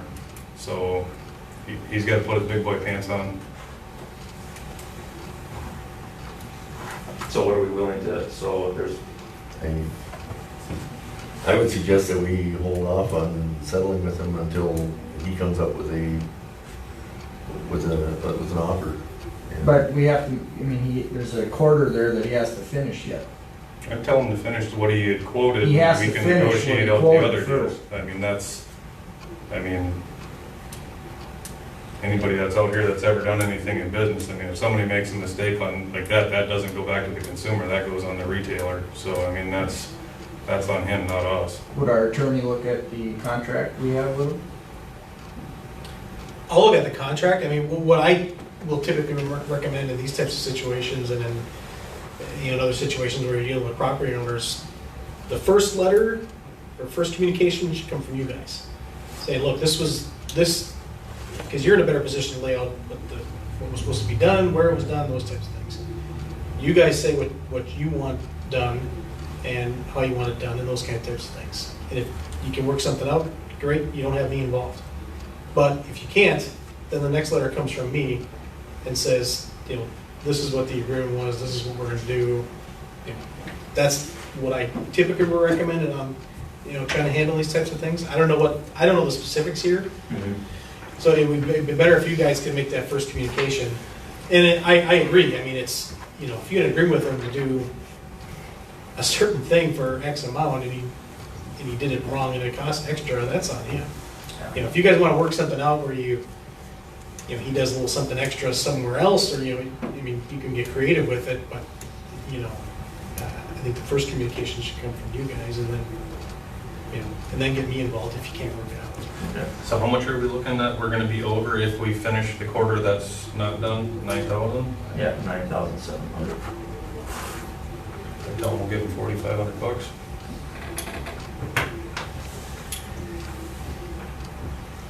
That's cheap crap. Who wants to, I need to be prepared to ask, so is everybody else okay with that? I mean, that's a good deal for the township. I mean, it's a little money that we weren't looking at spending this year, but, I mean, there again, that's, I don't know that I want to quite go all the way to say too bad, so sad type deal. I mean, mistakes happen, but still, I mean, I think I'd be comfortable if we went back at the 4,500, he finishes what he actually quoted. Is that a motion? I'll make that motion. I'll second that. Yeah. I guess on the option that he does not go with and agree with us, then we'll have to come back at the next meeting. But I don't think we... Or if we Do we have a completion date that he has to have that chip sealing done? If we have a special meeting, we can throw that in on that. But if he's good with the 4,500, we don't need to, we're approving 4,500? Yep. What we're saying I'm today? comfortable with that. Motion was made and seconded to go up to $4,500 to get him to finish what he's supposed to, plus we might split the cost of what he is overrun. I made the motion, Gene seconded it. Is there any further discussion? Well, as we are basically within budget, I think we're gonna be okay. Now, the auditor, if we go grossly over budget, the auditor's gonna catch up to us. Yeah, don't want that. Is there any further discussion? Was everybody clear on what happened? Yeah. Okay. Yeah, so basically, we're getting more done than we probably would have Yeah. expected to. But Yeah, about 10,000 yeah. square yards, almost 11,000 square yards more. Is there any further discussion? If not, we'll proceed to vote. All in favor of splitting the cost to 4,500, signify by saying aye. Aye. Opposed, no. Motion's carried. Let's see here. Well, before I get on to the next thing, we received a complaint on Audubon Road. They're concerned about the deterioration of the road. That's just as you're heading out past Silver Lake before you take the left onto 117. It's kind of right there. They're concerned about I was hoping next year, actually it's not on the list to do chip sealing next year, but depending on how everything comes out, we might be able to have that one, but just so you guys were aware of that. There was also a complaint a few weeks back about just how the brushing kind of turned out. The tractor that we're utilizing, we got to use what we have, I guess, but it's really not the easiest thing to use. I was out that first weekend working with it, and according to the DNR also, well, it's just the DNR, it's a state law. We can only, without quoting me, I think it's 8 feet from the edge of the road, and we can't go lower than 12 inches for nesting birds. So that, the machine just left it, looked really ragged, and somebody was complaining about that, because it sends, if you watch a video on it, it says it can throw debris up to 300 feet, which is a football field. So, I guess for the future, I would really not recommend using that thing if we're close to homes or anything like that, because it's just really not safe. And it's really hard to operate. Like I said, I was out that first day with Steve, trying to make it work, and it does work, but if you have anything bigger than a broomstick for trees, you gotta come down from the top, and most of these trees that are growing alongside the road, there's 15 stems coming out of it, and you can't hit, you gotta come at it from the top, and once one is busted off, it just lays down.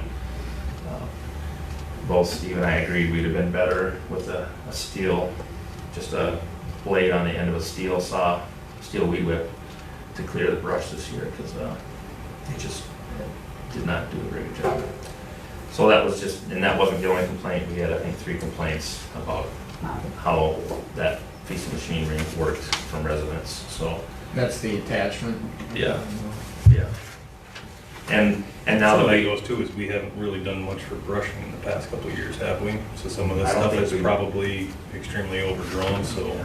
well, That might be something we maybe have to look at, is just hiring a company to come in with a skid loader and a brush cutter and knock the stuff back, and then keep on top of it. I mean, that's. yeah, because what we've done now, I mean, it's probably been, just by the look of the growth, some of that stuff's probably been there 5 years or more. Yeah. I mean, now that we've knocked down, we probably don't need to use that piece of equipment for 3 or 4 years. It'll just sit back there for 3 years or whatever. But I agree with the skid loader, just hiring somebody to come and do that. That works really well. All right, on to the next thing. Regulation about cutting is, Yeah, that's no until problem. July 31st, you can't cut ditch bank more than 8 feet out and more than 12 inches below the. Unless you're a farmer, you're gonna bail it. Just For- saying. I'm just saying. It's supposed to be for bird nesting, Yeah. and our old state senator Chuck Davis got that law passed. So that's the dilemma we're in, you know, just, so I have to meet with somebody tomorrow or call them and let them know. And our hands are tied with some of this stuff because we can only go so low with those things, and so that's where we're at with those. Again, I don't know if I mentioned it at the last meeting, but on the 33rd and 82nd is scheduled to start July 6th, so that's still on schedule. Letter's been sent. Letter was sent out, it was dated April 30th, and I think I sent it out the following week, so it's been over. When I sent it out, I was expecting to hear like that week from the contractor that they're gonna be starting, but they had some other projects that were in front of ours that neither Todd nor I were aware of. So that's the schedule for that. Dust control, we talked about last week. Here's, it was in your packet. So the areas that are highlighted with the purple dots, those are higher populated gravel roads. They're shorter, they've got a higher density. That one out by Silver Lake right there, there's 10 homes on that little short stretch, and the grader's out there quite a bit. The dust control, that calcium chloride also keeps the roads smoother because the fines aren't leaving. So he's not gonna have to spend as much time up there. Another one up in section 21, same situation. I think there's 6 or 7 homes on a little short stretch. We'll chloride that. And then up there in section 19, it's kind of a test section because 17th Street down in section 31, they have almost the same amount of traffic, right around 60, 80 T. And I'm just wanting to see how that road up there holds up compared to down on 17th Street, because 2 years ago, 3 years ago, we put down $9,000 worth of gravel, and it's wore out in 2 years, and we just had to put another $9,000 of gravel on there. So if we can, with the calcium chloride, if we can keep those fines in the road bed, from them leaving, the hope is that we're gonna start saving some money on the cost of gravel and the amount of time that we need to grade the roads, and just the overall quality of life for the people that live along the road with the dust and those types of things. So the three purple areas are things that I've had in the budget for chloride. I talked to Gene about it.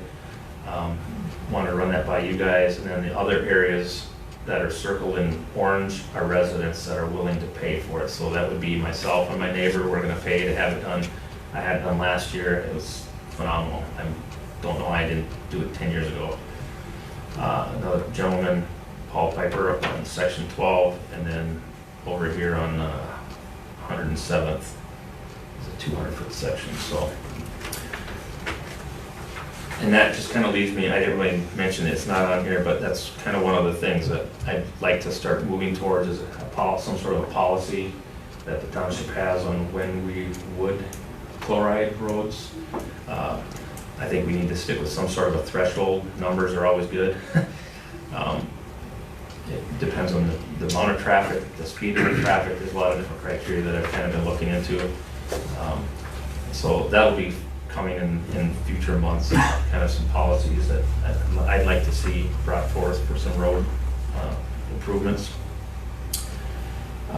Next item, bullet, half of the graveling is, actually I think today they finished up all the graveling. So when this came out last week, they're right in the middle of getting that done. So grading is pretty much, or graveling is pretty much done. Another thing that just kind of came up, more of for everybody's information, I guess there's a street right here, 2 doors down, called Oak Street. That is a township road. It doesn't show up on our map anywhere, but that's something that we'll need to look into. Doug, you could find it, right? Did you call the county? How did that work? How does that happen? I called the county. Oh, you So did? I'm the Okay. resident right there, and Oh, then I have okay. the neighbor behind me. We've been arguing, and she said, I can do what I want, that's a road. And I said, that's a driveway, and whatever. I came Doug, seeing if there was an easement. We can't find an easement. He said, call the county, it must be a county road. Okay. That's what you guys must have said. So I called the county, they said, that's Oak Street. And I said, okay, I just was up there. He said, it's not township road. And they said, it's a township road, it's called Oak Street. If you guys don't want to maintain it, you have to abandon it and just file it with them. And if we wanted to describe it more accurately, we would call it Oak Path. Yeah, yeah, Because it's very narrow. It's a narrow driveway. yeah. So it's, Yeah. but it was intended to be a street. But yeah, if you look at like the mapping of it, it actually goes from the side of the second house over here to exactly right in front of my garage. So like, there's grass, road, grass, and trees. So, yeah. So I don't think it's anything that we've ever maintained, do you know? We had an issue with the next door neighbors because their garage, or one of their access buildings was partially on township property. So we did some negotiating a few years ago, and apparently the surveys are all off. And this, Yeah.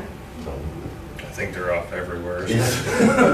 Go by a lake, man. Oh my gosh, you want to see a nightmare, go by a lake. So that's something I think we need to look into a little bit. I don't know if we're gonna ban it or what you gonna say, Jason? Mr. Chair, can I ask a couple questions on that? How are we, why are we saying it's a township road? What are we relying on? Not just a map. County declaration. That's it. The county said, and you call. And there's an alley. So in between the second brown house and that trailer house, there's actually an alley that runs over to this property. If you look at the map and the map layout. So there's an alley and then there's a road, and then the road runs across the street to that 2-story blue house, and it runs back to the field there and back to Wilhelm's field there. I don't know why. Well, just because, the reason I ask is, there are only certain ways that you can create a town road. I don't know if you looked if there's a road order anywhere. This was ever a formally established road. If not, if it wasn't maintained, if we're sure it hasn't been maintained, it's not a road established by use and maintenance. It's not, I'm assuming it's not a plat. I haven't seen the road. I got the road order. I don't see it. And the other thing that created a lot of confusion and still creates confusion throughout the state. In the 70s, there was a state statute that got passed that basically said, any use and maintenance road is 66 feet wide. And it allowed townships to go in and record their roads with the county. That act of recording a road doesn't make it a road. The fact that it's on a map of the counties doesn't make it a road. Then the Supreme Court came back later and said that statute is unconstitutional. You can't just declare you have 66 feet. You have to prove what the township has a right of way for. So all over the state, townships all over the state just have it in their mind that every road is 66 feet wide, and if we recorded it, it's a road. And that's just not the case. So I would want to dig into a little bit more and see, because if it's not a road, it's nothing that we have to vacate or abandon or anything like that. I would want to first to establish where it was established as a road, if it was, and then take the next step to what we need to do after that. Yeah, but if it's not a township road, then essentially what position are the residents in? If it's not a road, is it landlocked? If you It take, landlocks the trailer behind me. okay, And that's the Okay. issue we're having is if it's not a road, I can tell her I can't, not to drive the garbage truck on the road. Because I don't know if you guys know this, but it's like a bog over there. And my boyfriend's one-ton Super Duty pickup sunk to the front bumper. And I had to get it towed out. So I told her I didn't want the garbage truck on there. She said she can do what she wants, it's Oak Street.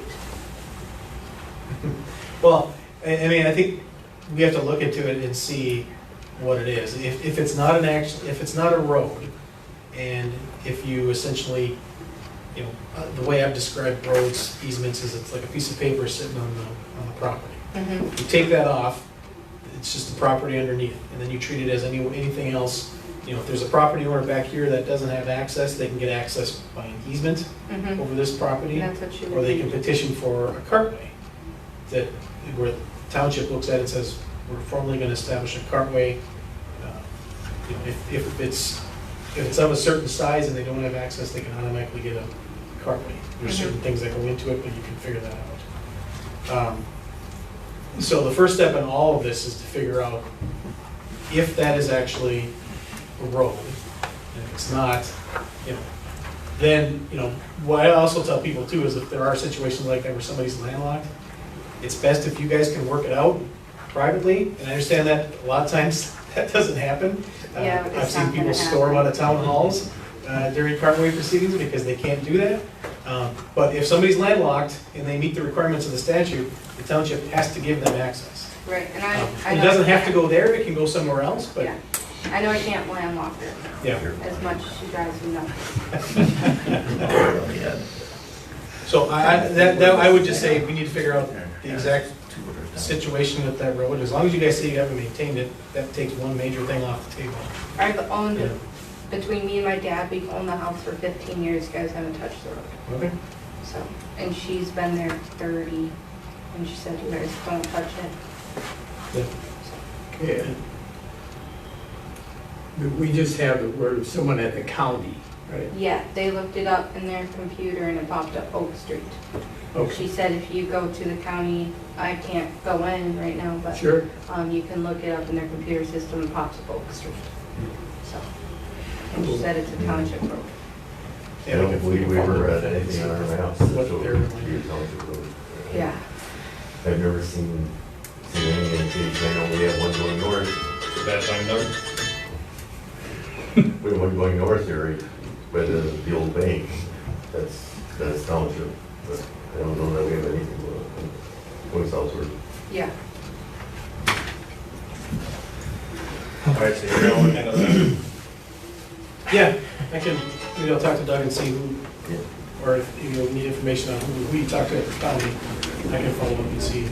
I what called- their line is. Yeah, 24 hours at a person, I can't. I called just the county assessor and they transferred me to land someone and they, yeah. Can I ask, what's your address? Like, On- is it Oak Street at all? No, so it's actually 55th Street is my address. It's your So- house, your property's right out here. Yeah, your dog comes and visits us. Oh, Fantastic. We love it. We haven't seen it in a couple weeks. So. We adopted him at about a year's of age, and I can't teach him anything. Oh, he's the greatest. He comes, hangs out with us. Sorry about that. All right, Oh, we don't mind at all. That explains that extra moving onward. Gene, before I move on to the next item after Oak Street, is there anything that we need to do about any of these other items? We need to approve any dust control measures or the gravel? I mean, all this is we've kind of been through this a couple times. I just want to make sure if we have anything that formally needs to be done. I would say, from my viewpoint, if we're going to do dust control, we need your next item. Yes, exactly. I mean, I think that's what you were trying to sell was we need a traffic counter. The Brickton Road, I know we just got done laying gravel down there, and it's pretty loose. He's got the packer on the back, yeah, it's, this year was really bad on that I was one. hauling a full chopper box, I didn't think I was gonna make it up the hill. Rocks just spitting everywhere. That's scary. So, on to Gene's point here, is the next item is this accuracy counting. Again, I like to rely on numbers and data to make decisions, and one of the ways to do that is to get traffic counts on the roads. Without that, it's just everybody's guess. It's like, my road's busier than yours. No, mine's road, and they've never even been to that part of the township. So by getting some traffic counts established, it kind of helps us as a board make better decisions on where we want to focus on spending some of the road monies. Last year, Greenbush was gracious enough to allow us to borrow one of their traffic tally twos. And I used that on like 5 different locations, and I was able to use it a couple times this spring, and they needed it back. So I gave it back to them, purchased them some extra hose, because I wore one out with gravel. So what we're looking at here is we can either purchase one traffic tally. That middle one, so this traffic tally with the kit is $350.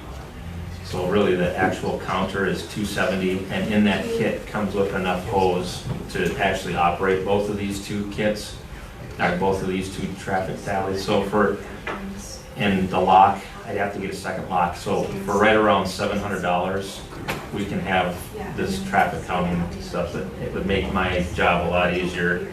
I can do twice the amount of work, and I can check both ends of the road to kind of get an idea where traffic's coming and going and what those types of things.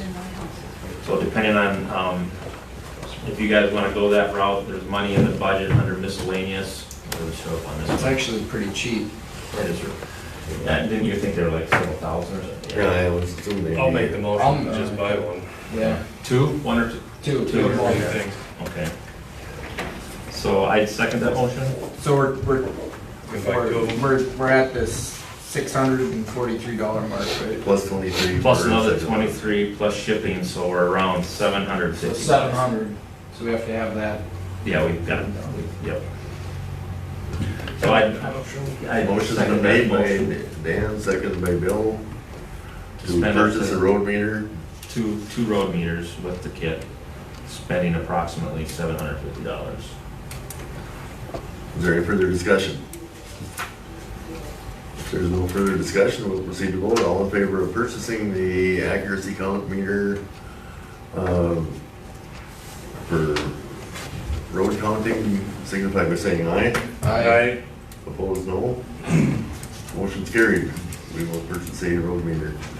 All right, and the last item, Doug will be very happy for. Blue and white fire sign. we don't really have a policy on that. When I spoke with the sign company that generates our signs, these are, because each one is unique number, they're $28 for those little 9 by 12 or 16 by 12 signs. I spoke with the fire chief, if that's something that we get, if there's any way that we can get a grant, and he says, I know it's not anything that they would be able to have or help with, but it's highly recommended that each resident has a fire sign, except for Doug. But, so, I feel like we need to possibly set a policy on this, because if we were to replace every sign, if they were to go out, I mean, we're talking $21,000 for, and I think right now we're just doing them one at a time as they fail, and I believe we've got 6 or 8 of them that are failing. And is that something that we want to share the cost with the residents? And if they're the ones that are asking for it, I mean, a lot of people have their fire number on their mailbox. It's the same, matches their address.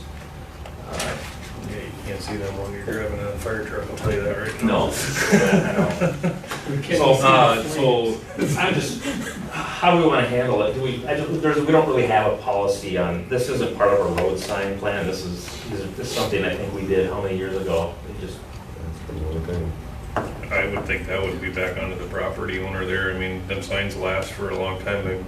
My first house I built in '05, and that sign's still bright as bright can get. So I mean, I guess that's something, I don't know if we incorporate that into our road tour or whatever, if we're out doing that, look at them, or I don't know, but I would think that would go back on the property owner. Even if they, I'm wondering also if they fail, because some of these, I mean, if they destroy it, like I said, for some reason, Doug's whole street, there's like 4 residents on there, 3, they're all just shot. I live on county line. I don't know how many times my mailbox has been hit by drunk drivers. It was wear. Yeah. It just wore out. Yeah. But when I stumbled over here back in September, innocently looking for a fire sign, I was fully prepared to pay for it. I expected that would be what would happen. I just wanted to know where to get it. Okay.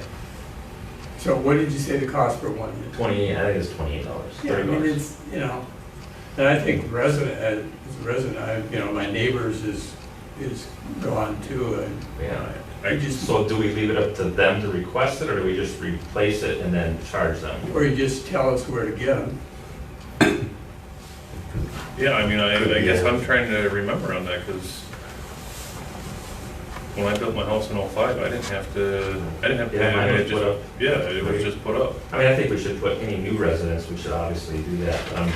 Yeah. Again, do we have a policy for that?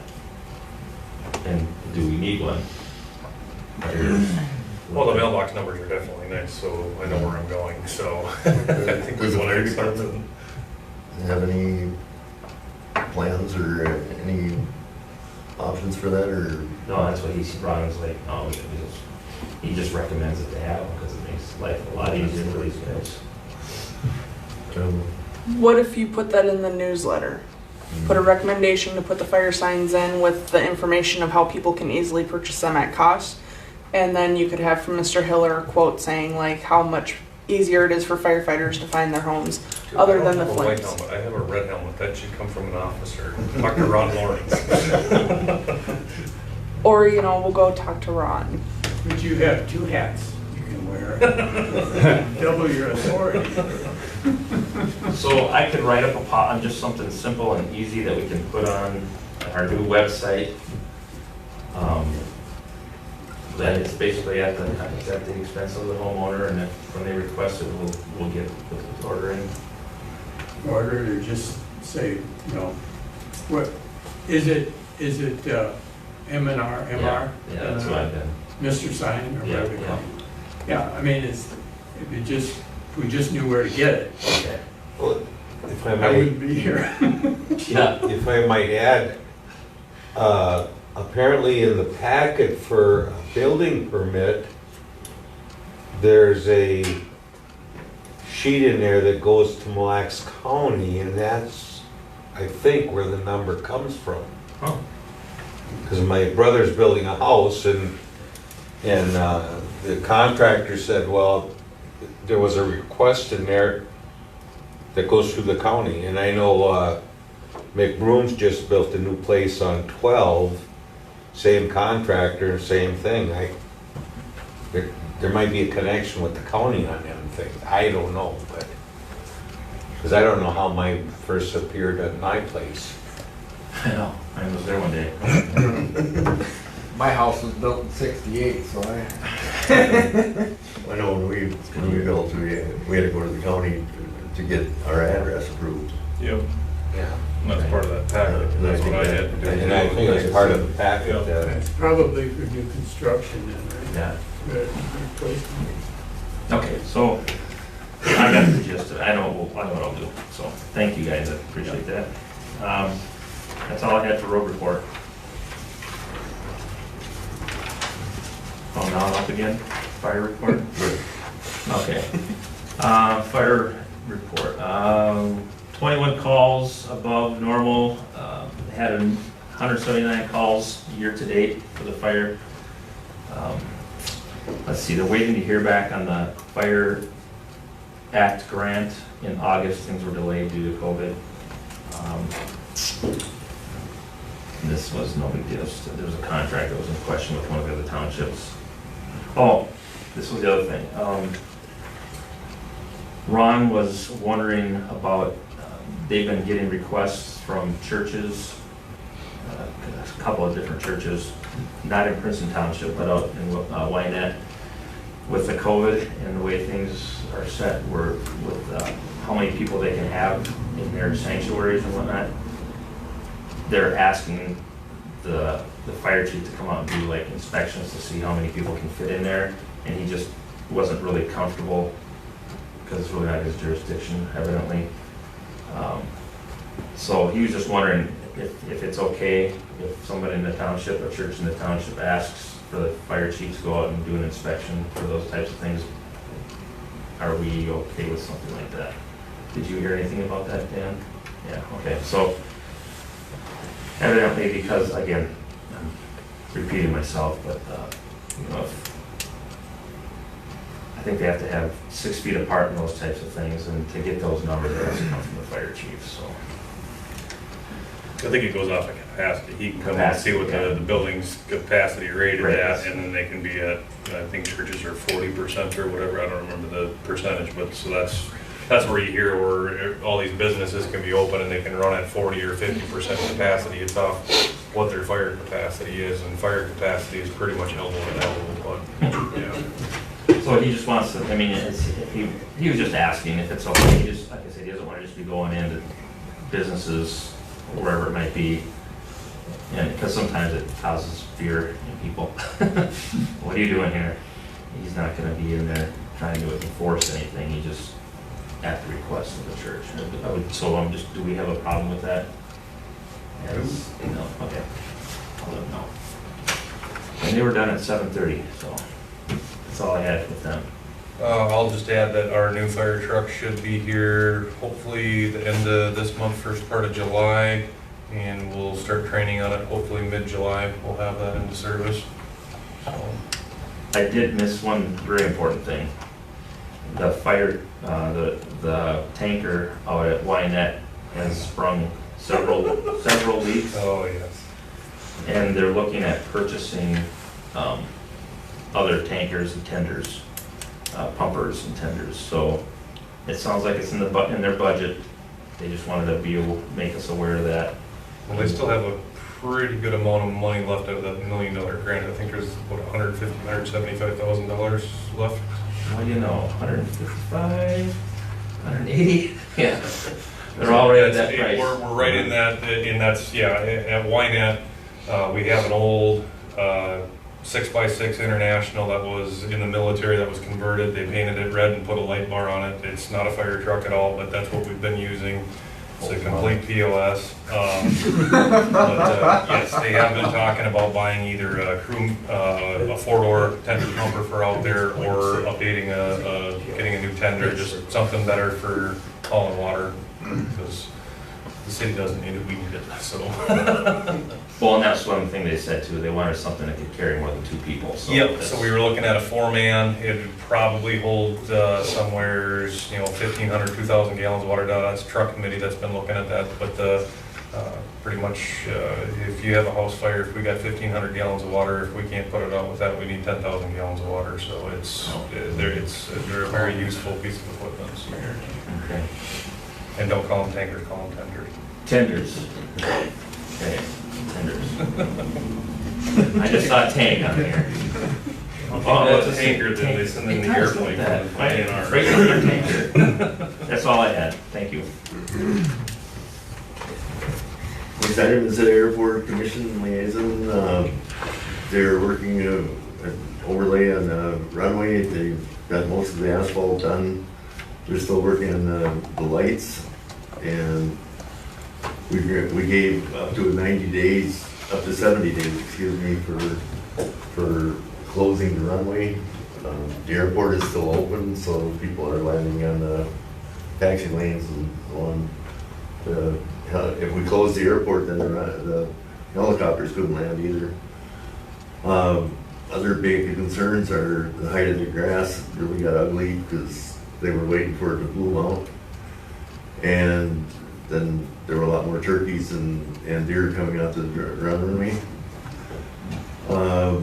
They also had a big concern about when they were going to open the arrival departure building, and that apparently is now, as of this week, is being opened again. The City Planning Commission is approving a slaughterhouse resolution for the city of Princeton, so that locker plant and whatever can start slaughtering animals within the city again. I guess that's it for Airport and Planning Commission. Move on to research on vehicle prices. Oh, I talked about that last month, didn't we? 2021 pricing isn't all, pretty much all the manufacturers, and I thought we were gonna wait to see what our plan was, so, I mean, I can keep an eye out, but 2021 pricing is not out yet. Okay. We'll move on to maintenance vehicles, status update. Well, so we got that 90 out, that 90, what did I think it's, maybe 250? Yep. Whatever. We can't get tabs on it because, how far out are they? It was 9 weeks. Had to make an appointment 9 weeks out. So, we can't really run that truck. I mean, unless we wanna, You can't buy them offline. You can order tabs online. Yeah, but not for expired tabs. oh yeah, this And this expired back in. We also have we have to prove ownership too. I've been able to do that. Got through that whole file. Yeah, that's not uncommon there. It's probably, I'll be shocked if it's ever been titled in the township. Usually the municipalities don't title them, they just get the MSO. Yeah.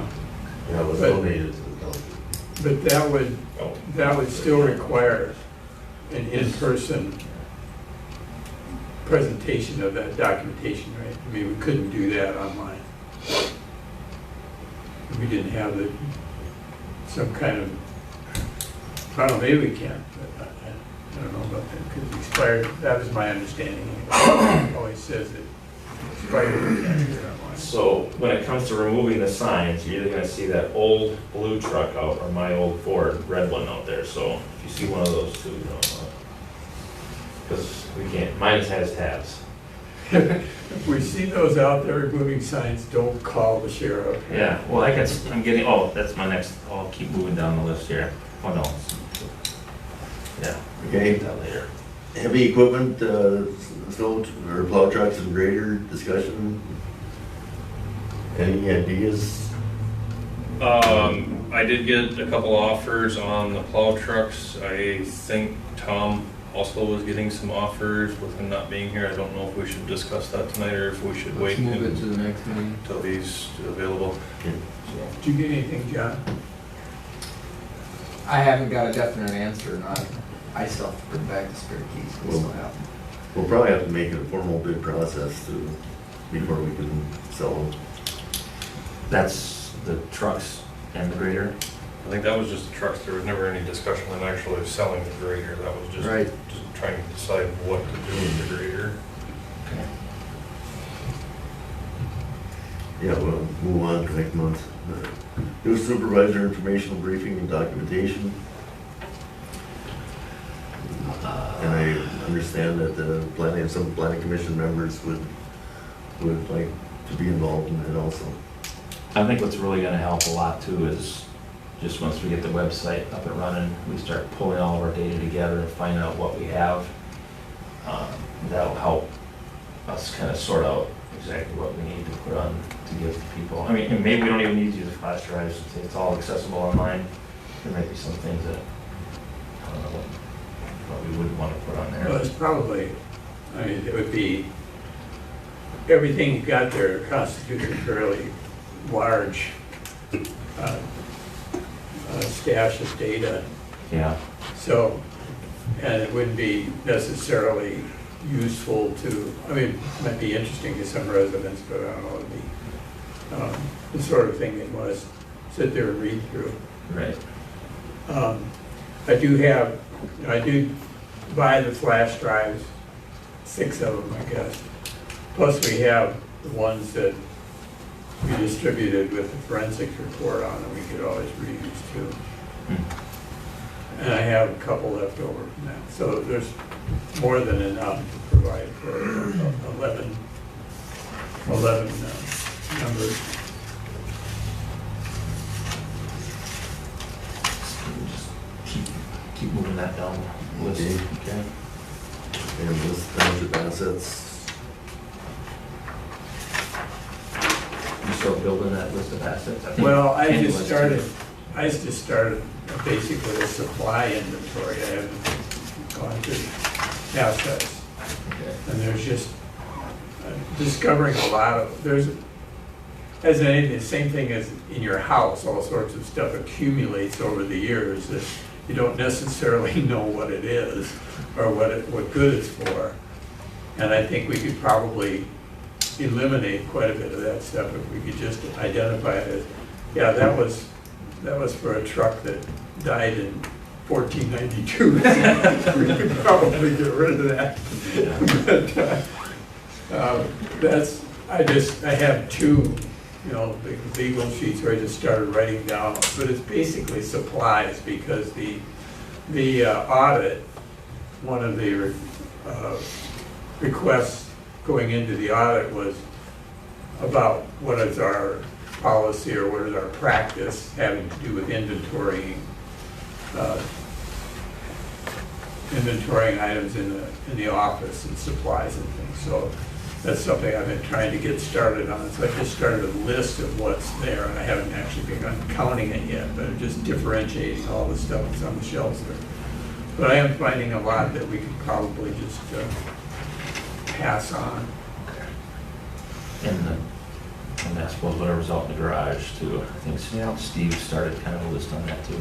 Yep.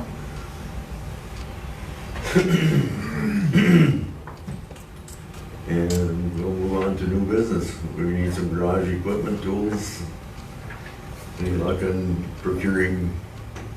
Well, it's kind of up in the air right now, depending on what we're gonna have for equipment when it's all said and done.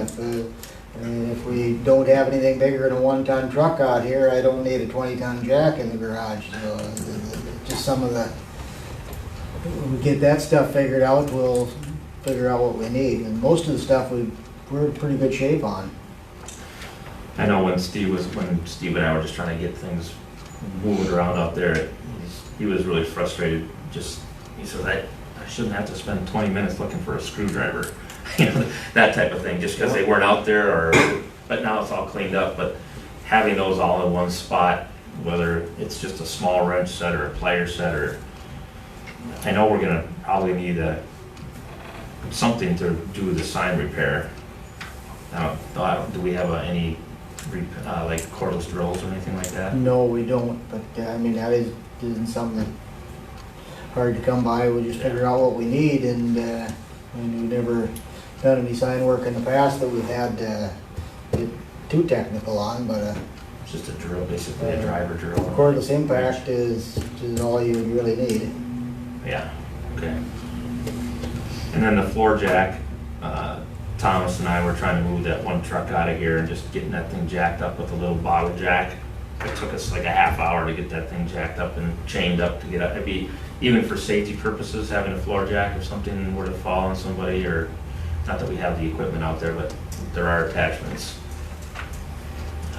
Yeah, we've got two 20-ton bottle jacks out there. One's air assist and the other one just a standard. But I don't know if the air assist one is brand new. I don't believe it's ever been, well, I used it when I jacked up the truck out here to change a tire, but aside from that, I don't know if anybody has ever hooked an air hose to it. Okay. And one other thing that, magnetic road vehicle signs, I think some of these things that were on here, like, I actually think the floor jack was on part of the, part of our AWARE program, just for safety issues to have that. But the magnetic road signs, just so that we can identify the vehicle, the public can identify that this 1990 Ford driving around is actually a township vehicle, and they're not getting their stuff out of their mailbox stolen or something like that. So I've got 3 of those Princeton Township signs made up. They're 2 feet by 1 foot, just Princeton Township. We can slap it on the vehicle or switch it out whenever we need to. But I don't know what everybody's thinking about all these other things. If this is something that we're gonna need. We don't have a toolbox right now? There's a toolbox out there. Do we have a designer toolbox? It's a basic, it's a basic set, and it's got the sockets in it, and but it doesn't have anything real large in it. But I do have an impact and a tire changing kit that's got all of the sizes that you need for changing the truck tires, and with a 3/4 inch impact that's out there. So that's, and we've got. I'll talk to you and Steve and see if there's anything in here that's really necessary to have that we don't have. Yeah, you can go with whatever inventory you want to look at. And do you want a motion tonight on the drill driver for sign? That'd be nice. I'm gonna make a motion that we get a cordless drill driver for sign repair. I'll second that. Motion made and seconded to purchase a cordless drill driver for sign repair. Is there any further discussion? Is there further discussion? If not, we'll proceed to vote. All in favor of buying a cordless drill driver for sign repair, say aye. Aye. Opposed, no. Motion's carried. And then did you say you're gonna go over all the, what we do and don't need with our shop guys? Yeah. Yeah. I'll check this, yeah. And so that'll depend on, like Ken said, what equipment we have here. Yeah, we don't need $1,000 worth of tools if we got nothing to use them on. So, yeah, I'll, Okay. thanks.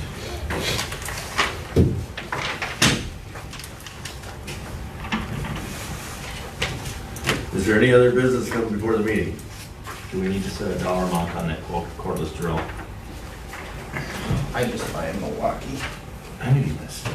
I was gonna go with just a Ryobi, $200 for drill driver set. That's on sale if you go to Menards and pay 11, or not Menards, but Home Depot, I think you can get them for like $180 now, can't you? well, right now is the best time of year to do it with Father's Day. I mean, right now, just about any one of them are 20% off, just about whatever color you want to pick out. It's Okay. So whatever I just, flavor I the want. battery life All in right. Milwaukee is hard. Oh, whatever. Ryobis charge really fast. Red, yellow, So or the green? Milwaukee's though. Red, yellow, or green? Okay, so I'm not gonna. Don't go on the break break the bank. okay? Stay off the snap-on truck. Yeah, don't buy a Mac or a Snap. No, I All didn't. right, is there any other business coming before the meeting? I did get a couple calls. I don't know why they're complaining that the plow trucks are sitting outside, since they've been sitting outside for well over a year, but if we could maybe look at something there, even though we're talking about selling them, and then the road grader, if that could get finished up clean. I guess I didn't notice tonight when I came in if it was washed and put back inside, but I did get a couple phone calls of people squawking that the equipment's sitting outside when we have a garage. So take a look at that, if there's anything we can do there. Just- I did get a call on that, and I explained to the caller that they were out there because we had a project going on to clean and organize the garage. Yep. And his response was wonderful. So, I think it's I'm on not the the way. only one getting phone calls, good. I have to. Oh, you got him too? Oh. Is there anything else properly come before the meeting? Motion to adjourn. Motion has been made to adjourn. And second? Second. Motion's been made by Mr. Miller, second by Mr. Whitcomb to adjourn. All in favor, say aye. Aye. Opposed, no. Motion carried. We are